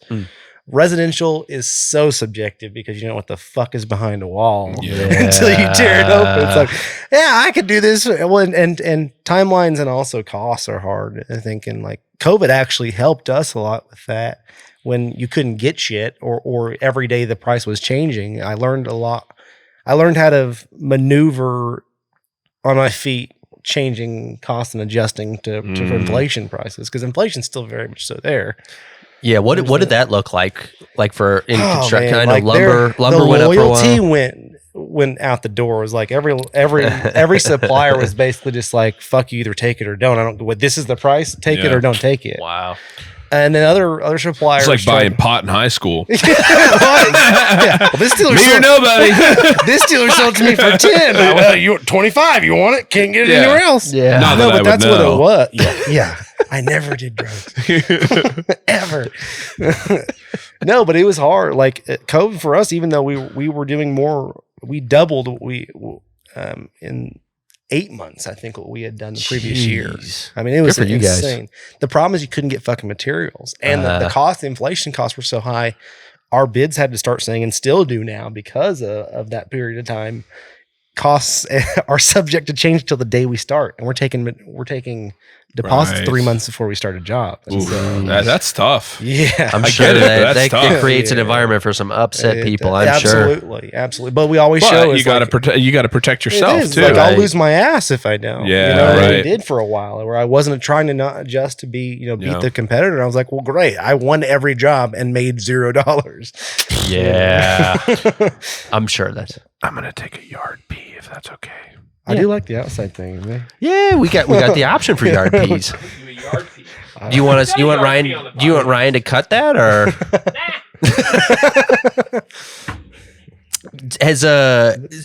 are prices like any prices like come back down? So they come back down. So like what I found is like the building industry interest rates heavily or directly mirror our prices of lumber and building materials. And so if lumber prices are high, our prices are coming down just because the market's starting to I guess, tighten up a little bit. But So our prices are coming down, but the new norm of inflation after 21, 22, or 20 and 21 and even 22 is insane. And we're still probably 300% up what we were paying in 2021. Yeah, that's crazy. But it was getting where it was 700%. Like Holy it was nuts. cow, like man. I used to pay a stick, which is called a 2x4 by 8 foot. Yeah. The lumber. I used to pay like $1.09 or $1.20 if I was buying in bulk.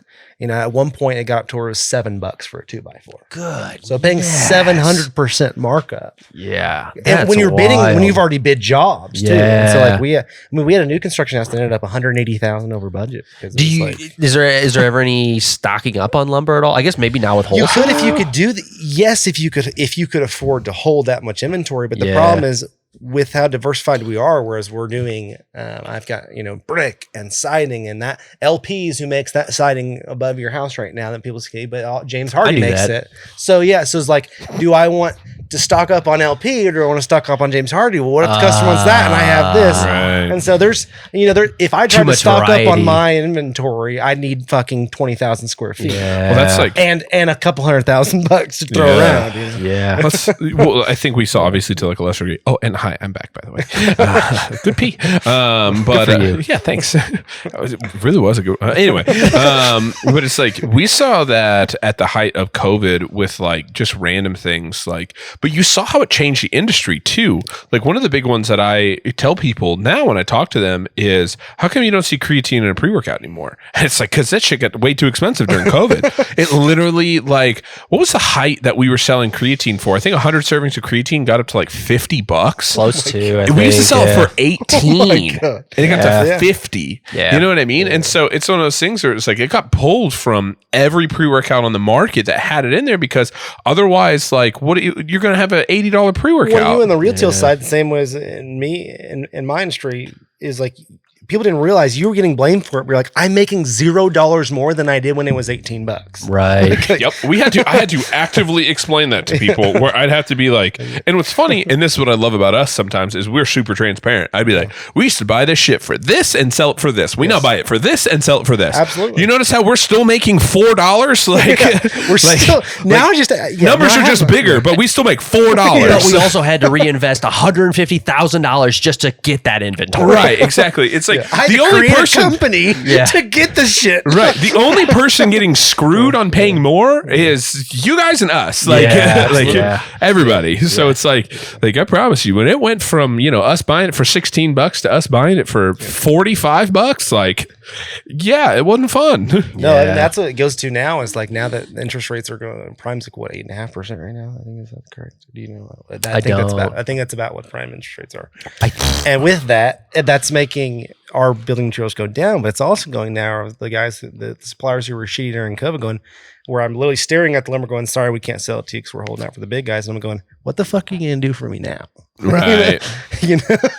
Because they're holding way more inventory. I mean, the builders, I mean, like if you're looking at like loan departments and banks, they're not selling, they're not loaning money out to the big developers anymore. They're still loaning out to builders and to remodelers into the smaller businesses, but like they're not just loaning out. They've cut back and tightened up so much is what they're loaning out to developments because the risk. Right. Jeez. I mean, that makes sense. So now I'm able to go and go, hey, let's talk about prices again. Right. Yeah. Dude, it's, and the ones who are good to us going, I'm not going to fight. Yeah. Right. Well, the ones who are good to us and were loyal to us, I'm going, I'm not going to fight you. Just as long as you get my products, I'm good. Right. The big boys who are shitty, I'm going, there's 4 more guys who now have what you had. Yeah. What the fuck are you gonna do for me? Right. Take advantage, man. The turntables have turned. Yeah, right. And dude, I think that's like you're familiar with that, man. You recognize those opportunities, man. And it's like, you don't even have to be necessarily an asshole about it, but it's like, you know the card you hold. Absolutely. Right. No, but I'll never do it to the like I said, we've always been good to our subcontractors, and there's plenty of suppliers that were really, really worked their asses off to provide stuff that they didn't have during that period of time.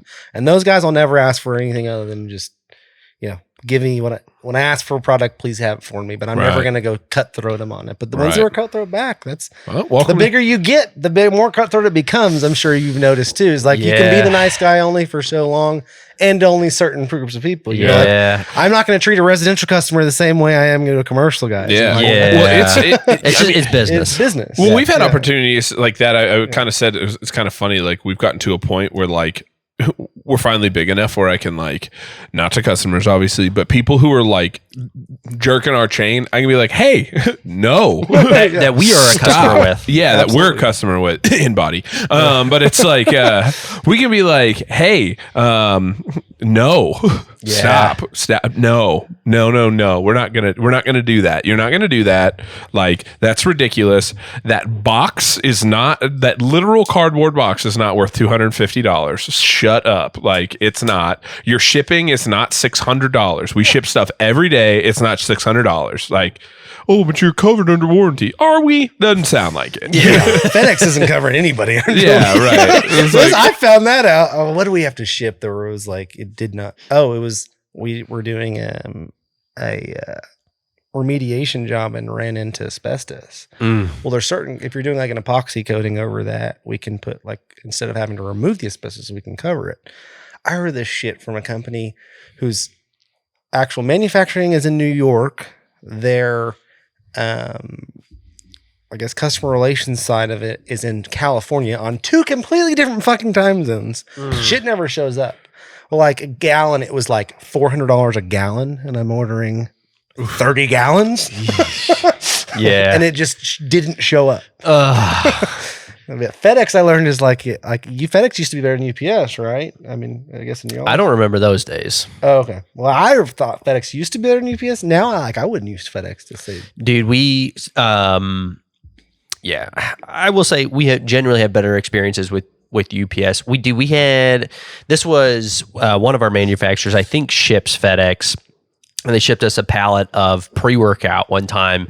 And I think it was like they showed it shipped. And then it was like 2 weeks later was like, it should have showed up on time. Like it should have showed up by now. So we checked FedEx. And basically when we logged in and checked the tracking, they're like, I don't know. That's what I got too. It was like, oh, and then everyone blames you. So I'm trying to call 2 different time zones and FedEx. And I was like, where the fuck is my shit? Dude, so we reached out to our manufacturer and we're like, hey, we don't, like, tracking says they don't know where it is, and it's a whole pallet of pre-workouts, which is kind of funny to think about. It's just floating out in the universe somewhere. But someone is hyped up, right? Dude, now. we did like we kind of did a funny post with it once we got the shit under control. Yeah. But we got to our manufacturer and we're like, hey, like, this is missing. And they're like, we got you. They got us a pallet of pre-workout in less than 7 days, which is crazy because they had to manufacture a custom formula, custom flavors. Dude, I can't believe tubs, scoops, like everything. Wrappers. Yeah. Luckily, I'm sure they had stuff on hand, but like, dude, you still have to, we got to visit again, one of the manufacturers last week, dude, the amount of like steps it takes just to get products like individual ingredients approved to be able to use in the first place. Crazy. But that goes back to, you paid your bills on time and they were happy to do it for you. Right. Exactly. So like these guys will be back. They just shipped us and they're like, we'll take care of it. We'll figure it out. We'll find it. But this is on us. And then, we can work it out once we find this other pallet if we find it. Right. So we made a funny post of just like, there's a pallet of pre-workouts floating out there. If you find it, you could keep it. If it ends up in Ethiopia, you guys are going to put that in your fresh water when you get it. Yeah, I'm sure. Yeah, you'd probably rather have some other things than our defined pre. But golly. But that eventually ended up showing up at some point. I think it was like 3 months later. That was a wild. You get to double dip? Did you get to dude, I cannot say.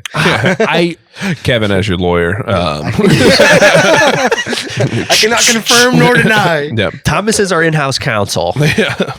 Shut up. He hasn't passed the bar, but like we said, I can lift a bar. They're basically the same thing. Right. Like we were talking about before. You don't need degrees. We don't That's need right. We don't need actual school. Dude, I bet I could practice law as well as like a D- law student. They practice law. Hey, I told you I was practice pre-law. I've shouted under some good ones. I know I have some on retainer. Yeah. Heck yeah, dude. We'll send you some of Shout out Thomas's Justin work. Lowe. He hasn't lost yet. I have written a contract that would be legally binding. And Is legally binding. We all signed it. Yeah, it is legally binding. And I have convinced a trademark attorney that something I made. I say this. I shouldn't say I convinced him. He was convinced by my work, not that I told him this, but he was convinced by my work that that the work that was done by an attorney, but it wasn't. It was done by me. Yeah. So no big deal. Could you explain the legally binding contract that we are both a part of? Talking about the Franco agreement. The Franco agreement. Yeah. Well, this is many years ago that Kevin and I signed. That's probably up by now, actually. It's probably close. It had an end date, because I too. think it was 5 years. I don't know. I screwed you in this contract. You didn't read the fine print. You owe me a truck. But You thought it was just Invisalign. yeah. Kevin and I had this stupid thing where we just kept sending James Franco memes and like GIFs back and forth to each other, and that was the only thing we ever used. Without ever saying it, it just exclusively became James Franco. Right. And I thought it would be funny to like write up a contract that we had to, for the next 5 years, only send James Franco memes and GIFs to each other. Anything, you just had to find something that pertained with James Franco in it. And There was a Dave Franco clause. Yeah. You could, his little brother Dave Franco. You could put Dave in there, but you couldn't overuse it. And it was like anytime if I sent him something that wasn't, I had to buy him beef stick. All I can think of is the interview with like. Yeah, There are a lot of interview Dave's memes. There like, was. Our margarita's gay. Yeah, that was good. But for we went a long time only doing it, and then you realize there just ain't enough of them. There ain't enough Franco memes out there. All the James Franco memes and GIFs, and it is I had to all start been trying to used. custom I feel like I making could be a ones. part of this. Like, Yeah. they hate us because they ain't us. Yeah, A right. lot of those. Yeah, a lot. those. But then I started you had to start custom making them to say something you needed it to pertain Put to. James Franco on it. Yeah, it's just like a picture of James Franco, and then it'd be like, "Where's the pallet of pre-workout?" You just had to have something. That's and you had our attorney friend look over that, and he's like it's not the greatest one I've ever read, but it's legally binding. He gave me. I think I had him grade me. I think he gave me a C+. It ain't bad. It ain't bad. That'll hold up in court, brother. So I told It you was like before 3 pages long. This is back. Clause number 7. There literally were clauses to it. There were clauses to it. Like If what? one is to send one who is not James Franco. Right. And it was like, I think it was In the beef stick clause, none of this bullshit off-brand. I want Slim Jim or better. It was like if one of us sent enough equal to or greater to the value of Kevin's truck, we had to essentially he had to give me his truck. I forgot about that. Yeah, that all makes sense. It all makes Legal sense. stuff. It makes sense if you don't think about it. Right. This is also probably good to note. This is when we also didn't have any customers. Yeah, We had or money. We had a lot of free time. A lot of extra free time. Yeah, I don't know. I still write bullshit contracts. I don't know. Like, all I could think of is the interview. It's like all the Katy Perry, the fireworks song. Yeah. That is a good movie. I haven't watched That's that a in a great movie. I while. haven't seen it either. That's been a minute. But yeah, that was How many would they like keister the like rocket? How many pallets of pre-workout? Where'd the pre-workout pallet really go? Oh, right. Like that Whose was ass is it up? that was that was the one scoop at a time. we went too far. We went too long. If we'd have done like 6 months, I think that'd have been the sweet spot. or just Yeah. shown, put a couple other people in there. Put some Tony Soprano meme. Yeah. We have to have some different. Yeah, it just got to the point where it was like We have to it's unspokenly amendments. we just stopped doing it. Like, all right, we're done. It was Lot just of- too much. If we really were to go back through, we would owe each other a lot of beef sticks. That's right. I don't know what the net would be. I don't know if how much would your truck have been worth? We might need to get a tally on the beef stick. Yeah. Just to know who's ahead. We did do it though. We did if it for a good little while. Like if one of us used one that wasn't, we did buy each other. Like a beef over stick. and under, is there like a discrepancy of more than 100 beef sticks or more than 50 beef sticks? Because if so, we need to fucking figure it out. Dude, I'm imagining at this point, because when we totally stopped doing it, we'd owed each other a lot. I'm imagining a scenario where we talked about earlier that it's the how much we preface like really starting to work together and being friends and really getting to a point where we really kind of understood each other. I'm imagining somewhere in the future it's just we just don't see eye to eye and we go to court against each other and this fucking thing and I bring up this fucking this contract you signed, you sucker. This has always been me hedging my bets against the company. I hope you know this. He didn't say it was the truck he had then. He now has a brand new truck. Right. Either he pays me my beef sticks or a brand new truck. Yeah, that's true. I really should have had my attorney look over this. Be like, hey, you're going to want to list the 2010 Dodge Ram, not your current vehicle. When I told you I was being, so Kevin and I live in the same neighborhood. I don't know if that was prefaced before, but when I told you I was being petty with our HOA and I was fucking, oh yeah. Okay, I'm currently booted from our HOA page because I went the fuck off about my trailer being parked there overnight one time. I think did you text me like as you were about to do that? That's how I found out you were in my neighborhood because you liked the post. And I was like, oh fuck, Kevin's in my neighborhood. Hell yeah. I had your back, dude. Yeah. HOA. So I started becoming like people would come to me about their problems. Like, hey man, I built this pool and these fuckers are on my ass. I'm like, I don't run this. I'm just telling you what I did. So I went and got petty and went to my lawyer. I was like, tell me what I'm legally allowed to do in this. And he was like, hell yeah. Dang, you can park a trailer there. So that's why I told Kevin, I said, hey, I'm real sorry. I'm the reason our HOA got turned over to and is being managed by like an attorney's office now. This is my fault. The ladies because I made him rewrite the clauses. They're rewritten. Good for you, Go dude. Look, they're rewritten, dude. Every stereotype about HOA is so fucking true. Well, I probably it's got crazy. that day. I probably come home and like been working with an HOA in a group or something, and was just mad. And I was like, all right, you guys want to play technicalities? Let's play technicalities. You're doing this on the wrong day, but bring it on. But I'm telling you, when I say I have like my messenger, Facebook Messenger was like 20 people in our group, in our neighborhood going, yeah, I built this pool and they took it down. What do you suggest? And I was like, I am not an attorney. I'm just telling you, I just wanted to be able to keep my motorcycle and my classic carts in the garage and my trailer out whenever the fuck I wanted. dude, you're just the one that stood up to him, and everybody else. And you were. I'm sure, like you got those 20 messages because everybody looked at you as the opinion leader. How long was that post? I read the whole thing. Hell yeah, brother. I went like, hell yeah, clause number 3. Hell yeah, brother. Dude, verbatim per my last email. Yeah. I was like, dude, I was looking up shirts to buy, defund the HOA. We were talking about let's get flags or get signs. Dude, it is crazy how out of control that it's funny you see those things and it's like seems like a funny thing, but it's like, dude, for real, it's out of control everywhere. So like I've learned that like obviously we're gonna stay within, like if we do a remodel or something, that we're going to stay within the means of their HOA clauses. But it doesn't mean I'm going to go actually get approval. It just means that I know that if they bitch about it, I have done what their clauses say. Right. You've done your homework. If we're doing add-ons, absolutely, I'm going to make sure that they actually sign off on things, because they can make you like an HOA can make you tear down an add-on you did on your house. Crazy. In court. It's craziness. Crazy. It's wild, dude.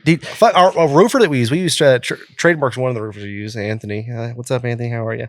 If you are watching this, shout out. He lived at the edge of the street. He moved because he was like, he had a pool in his backyard that was above ground. We can't have above ground pools. And he invited his neighbor over to swim during the summer. His neighbor snitched on him, and they made him not only tear down his pool, fined him $150. I was like, "Did you pay it?" He goes, "Fuck no, I didn't pay it." Wow. I was like, "Did they?" But they can put mechanics liens on your house for HOA dues and HOA fees. Ugh. That's why we had to have ours rewritten, is because I said, I'm not moving my shit, nor are you finding me until you rewrite this shit. Dude, I remember Aaron Rodgers. I remember Aaron Rodgers telling a story about his like HOA, like about some guy that wanted to paint his garage door a different color, and the HOA required him to put sample colors on his garage door on a Saturday, and everybody was supposed to go by and vote, but they didn't have enough people vote on the colors. That's my fucking Monday afternoon. Dude. Oh yeah, I'm sure. But at least you're getting paid for that. And yeah, I'm not. You don't get paid for your time of dealing with HOA. You Yeah, just have to that's true. fix it in there of like, okay, you're in. Yeah, I mean, if you go to the south side of Oklahoma City and you don't, you're gonna have a little less, more lenient. No, there's anything wrong with the south side.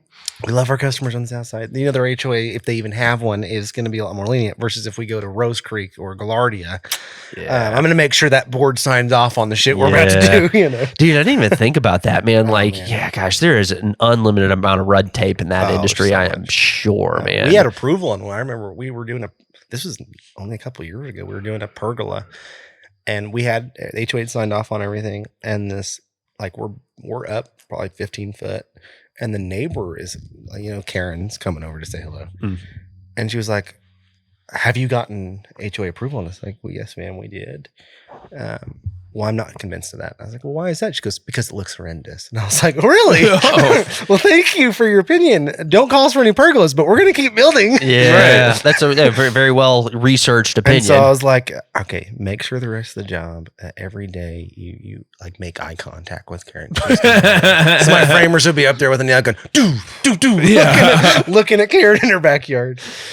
Yeah, some customers are just not worth it. I think it's just so interesting to me. Like, why do you care so much what's in someone else's backyard? But it doesn't matter. At the end of the day, you've found out you cannot please everyone, and you can get upset by that, and you can be the one at nighttime it's fucking with your mental state, or you can just realize you're not going to please everybody, and as long as you're putting out the same quality product, then fuck them. Right. Right.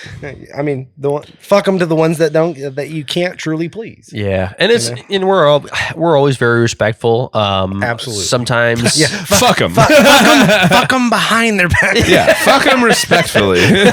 You are so right. As soon as they leave, fuck them. But they're like, man, that's legitimately we've got some people that it's just like, it's no matter what we do, we will not be able to please you. I'm sorry, but Let me just give you your money back and move on. Yeah, and it's we talked about this. We had you don't know Rote with the wardrobe, do you?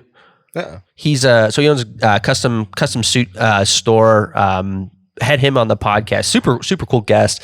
But we kind of got on that topic a little bit with him about there's sometimes you just get to the point where it's just like, man, you would cost me more money, you would cost me more effort than is worth it. I'm sorry, but like I am not in a position where I am even capable of pleasing absolutely what you want. No, we've had customers a percentage we're out of completion, but if I know I'm not going to be able to please you, I'll walk away. I'll cut my losses. You gotta prioritize. I'll cut my losses. There's 5 more people waiting. Right. Well, yeah, it just gets to that point where, and you don't think about it, for us, it's like, maybe somebody wasn't happy with a protein or something like that. Right. It's the whole different ball game than like building someone, building them a house. I gotta imagine it's like so easy for people to be displeased as well. Absolutely. They're spending a lot of money. You have to vet them too. Is like even taking a hire in clientele. We are not the cheapest bid you're ever going to get. Right. I always tell people that. I was like, if you're wanting the cheapest bid or you're wanting even one of the lower bids, just don't call us. Like I can refer you to 5 other people who would put out great work. Right. But we're not going to be your cheapest bid. Right. But we're also going to use the most expensive materials, the most expensive stuff. You'll be happy in 10 years. But if that's your main goal, do not call us. Beyond that, though, we work with a lot of designers and decorators and architects to make sure that before we ever start, you know what you're going to get. Right. And so if I feel like before that point, at any point that we're not going to be able to please you or put out, if every picture you have what you want is off of Pinterest and we can't make with there because it's fake, right? Like we'll just cut our losses. But once we start, normally, I'd say 90% of our customers are absolutely fantastic to work with. Right. We love our customer bases because we vet them too.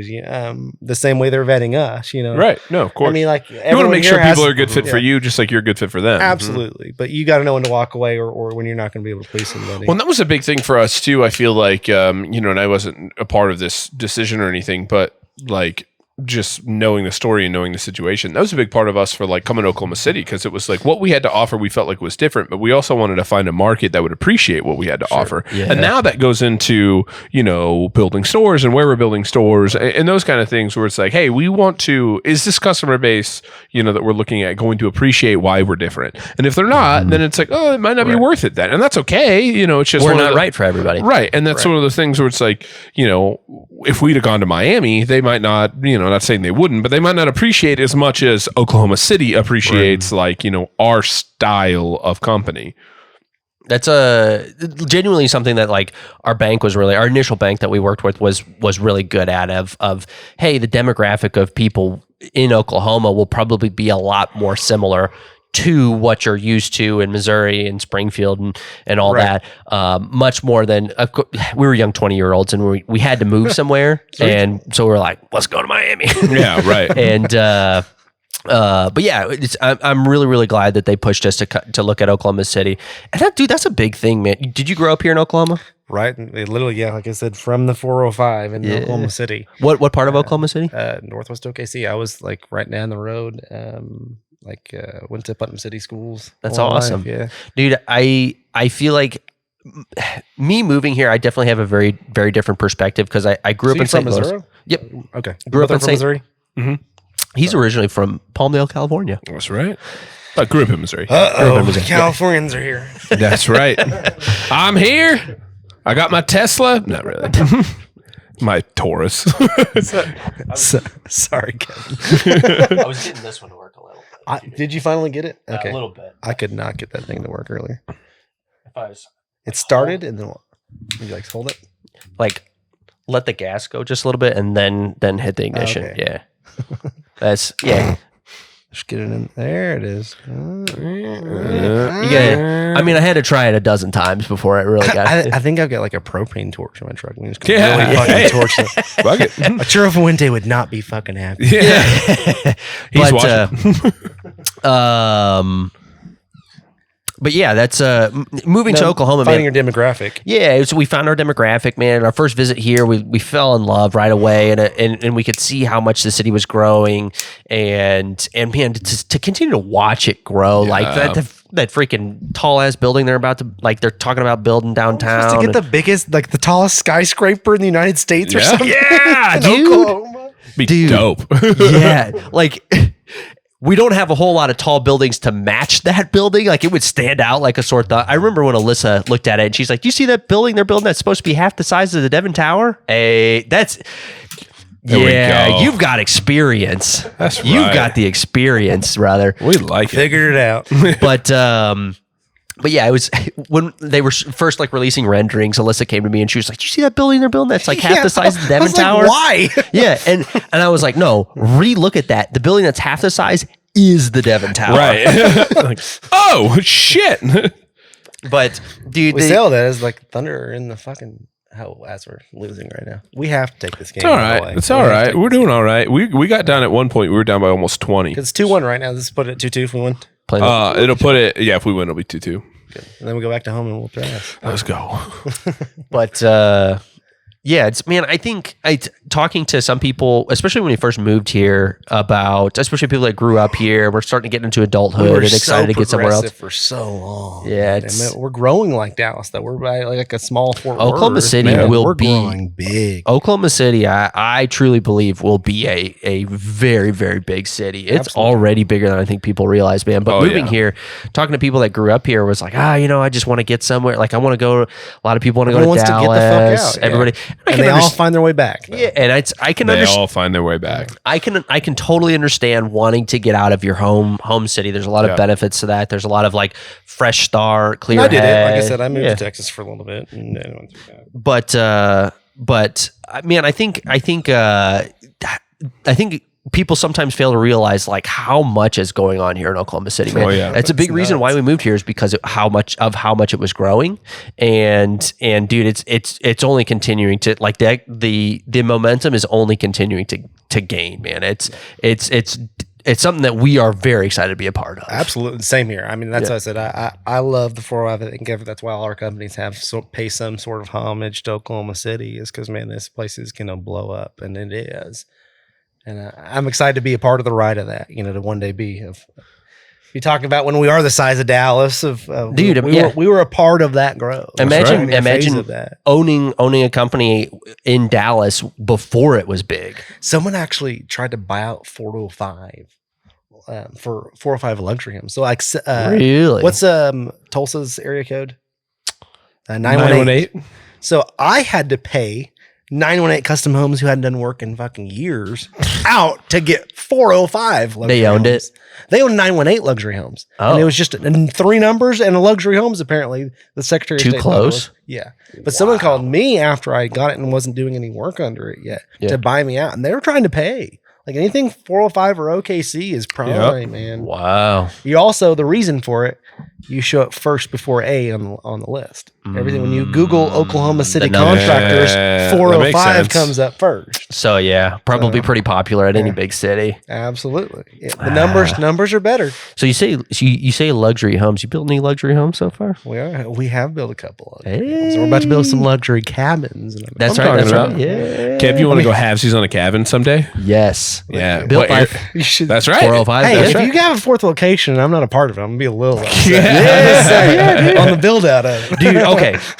Actually, man, all right, this is actually a really good segue. We have done on our 3 locations, we have done almost all of this construction ourselves. You wouldn't be able to tell. Yeah, no, I do not invite you to come check our work. Yeah, don't push on that wall. Yeah. I'll be in Yukon next week. We'll check it out.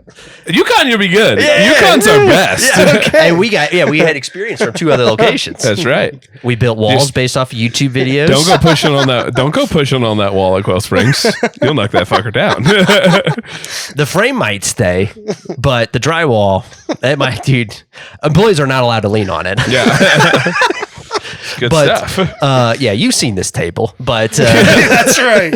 but For all the people at home. so, dude, all of our locations are again like just very much bootstrapped. Like, dude, stay up. Like, dude, every location we've put the flooring in ourselves, and it ends up all right. But it always happens in the middle of the night because we don't have time to do it otherwise. Yep. We've built a couple walls ourselves. We've done all the painting. We've really bootstrapped it a lot. It is anywhere between 2 weeks and 3 months of no sleep, working, doing like figuring it out Just to keep that ourselves. overhead down. Yeah, and it's 100% because like we're working off of like a minimal loan of just whatever we could get for a loan for a new location, Right. And and Alyssa's typically really involved with that. So we will open a 4th location. I'm not gonna dive into all that right now, but Alyssa has already come to me and has been nervous about. She's like, I don't think we got a baby now. I don't have any more remodel in me. Yeah, she's like, I'm really nervous about the amount of work another location would take. Sure. But time is money too. You've got to think of it that way. 100%. And especially open in up our first in 4 location, months or open up in 3 weeks. I'm sure you and your crew could do things a whole lot faster and a whole lot better than we could do them. But I remember drilling 1,000 screws just to Hanging drywall? the shelves at midnight. And you're like, you're under. You still technically, because you're tenant occupied, you still have to follow what you're putting up to some extent. So like you have to go steel frame, you have to go 5/8, X type drywall. And we follow the rules. I think I'm not 100% on the rules. At this point, Kevin and I, we should just But for insurance reasons, for real, actually. So we had like a retail location that we redid that burned down that they had done work on. And so certain things that they hadn't followed, I guess, what the commercial space required, and they had to pay out of pocket for it because they didn't cover it. Jeez. So maybe some things we might just give you the name of a good inspector. We've just done floors and shelves and stuff. then you're And no wiring or anything crazy. But even the wrong size drywall type of shit. Will fuck you. Dang. Yeah, fingers crossed on a couple of locations. But anyway, listen. So what you up to this week? But Send a really good inspector. we'll probably get that wall remade at some point at Quail Springs, and you will be the one to do that. But Cool. Love it. But location number 4, we are luckily at a point now where we've got access to loan for enough money and loans that it could fund actually being able to do this legitimately. Absolutely. I say legitimately, they're all legit. But right. No, dude. Yeah. but actually being able to hire a general contractor to Well, your handle time's worth more than the cost. right. Absolutely. Right. And it's and we just don't even have the time your anymore. turnaround time is the big thing too. That's why I That tell too. people, like, you get somebody who wants to do their demo or something, like on, you can do that, but I'm still going to charging you to fix your shit that you fucked up, and B, do you want to wait 2 weeks? What we can do in 2 days? Yes. Yep. So I've already told Alyssa the loan for the 4th location will include money for a general contractor to take care of that stuff for us. And We found it. And we I'll found bring you him. so much Yeah, George T. yeah. Stagg. What is? By the way, what is the name? We've got 405 Luxury Homes. So 405 Luxury Homes is our secondary. 405 Remodeling and Construction. 405 is our bread and Remodeling butter. and Construction. That's my baby. If you need to hire a general contractor, this guy, he knows about bourbon. I'm If sure you got he does great work. contracts that just need general stuff, Just general stuff. here's your man. And right now, if you really want to build a cabin, we are securing lots left and right now in Broken Bow. So I'm serious, dude. Halvesies on a cabin someday, Airbnb that thing out, be so dope. So we just found out somewhat recently. I think my sister and her husband live here in Oklahoma City. Obviously, my sister's from St. Louis. Her husband is from New Jersey. His family lives out in California. They're moving back to St. Louis in 2 years. So we made it a goal to actually find a cabin in between, because my parents live in St. Louis and we'll be here. It would be a nice meeting. Broken Bow, I think, could be a nice meeting. Broken Bow's east, right? Yes. yes, So I'm so bad. be a nice meeting. My brother. Yeah. So Jared was military. He was like a ranger, but I'm the worst with east, southwest, north, south. Yeah. Oh yeah, on my phone with the fucking. Hold on, let me pull out Google Maps. But yes, it is east. Yeah. Man, it's a It's right. like southeast, but it's east. In between. That'd be a great. Technically, place. yes. It'd be a great place. No, honestly, It'd be like that or Table it was Rock. such a last market place to find, and it's the first partnership we'll have if everything flows through. Nice. But what they're building them for, I mean, so builders out there like Oklahoma City, even after everything's been inflated, like you're building fully custom. We're building high 2s, low 3s. They're building mid 3s, almost 4s.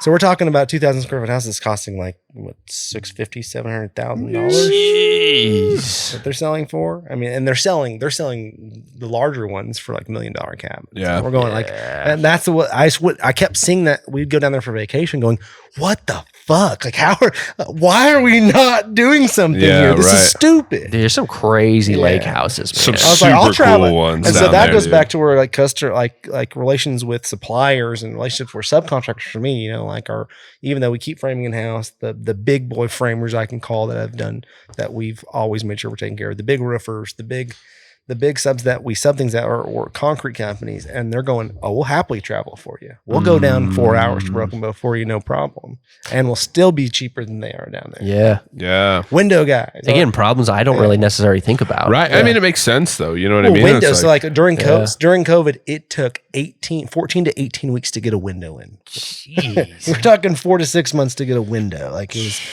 is that right? Upright for it.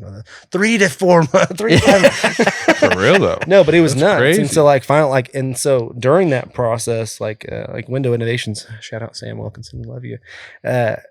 they dropped everyone who wasn't buying like $500,000 in windows more. Yeah, makes sense. And we don't buy $500,000 windows, I can say that, or we definitely didn't then, and they kept us. So we are by far probably their smallest customer. Yeah, and they kept us. And they're not only saying that we kept us, they're going, "Oh, we'll travel to Broken Bow. Let's go throw some windows in a Broken Bow." Yeah. You know, and that's you taking of when you haven't been paid yet. You pay your subs, you pay your suppliers, right? And the good ones will take care of you on the back end. That's right. Yeah, it goes back to eat everyone at your table you want to eat, as long as you're that, and for them, you got to be a customer that's worth keeping. That's it. That's right. That's 100%. Yeah.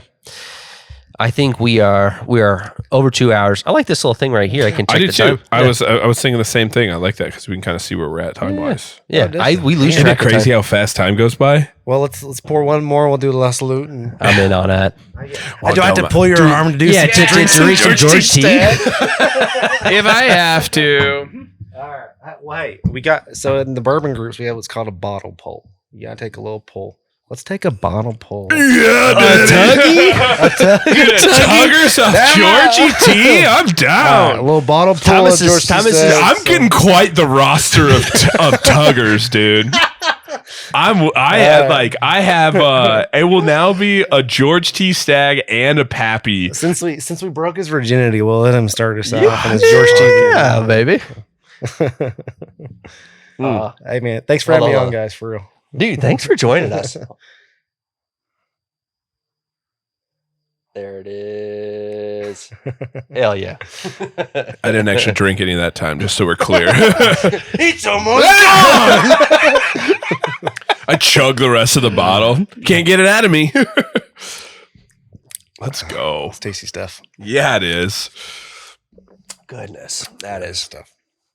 I'm gonna just have I'm just gonna try my best now for the rest of my life to just continue to just work up my Tuggy status, which don't quote me on that. Please elaborate. Yeah, that's something else. Yeah.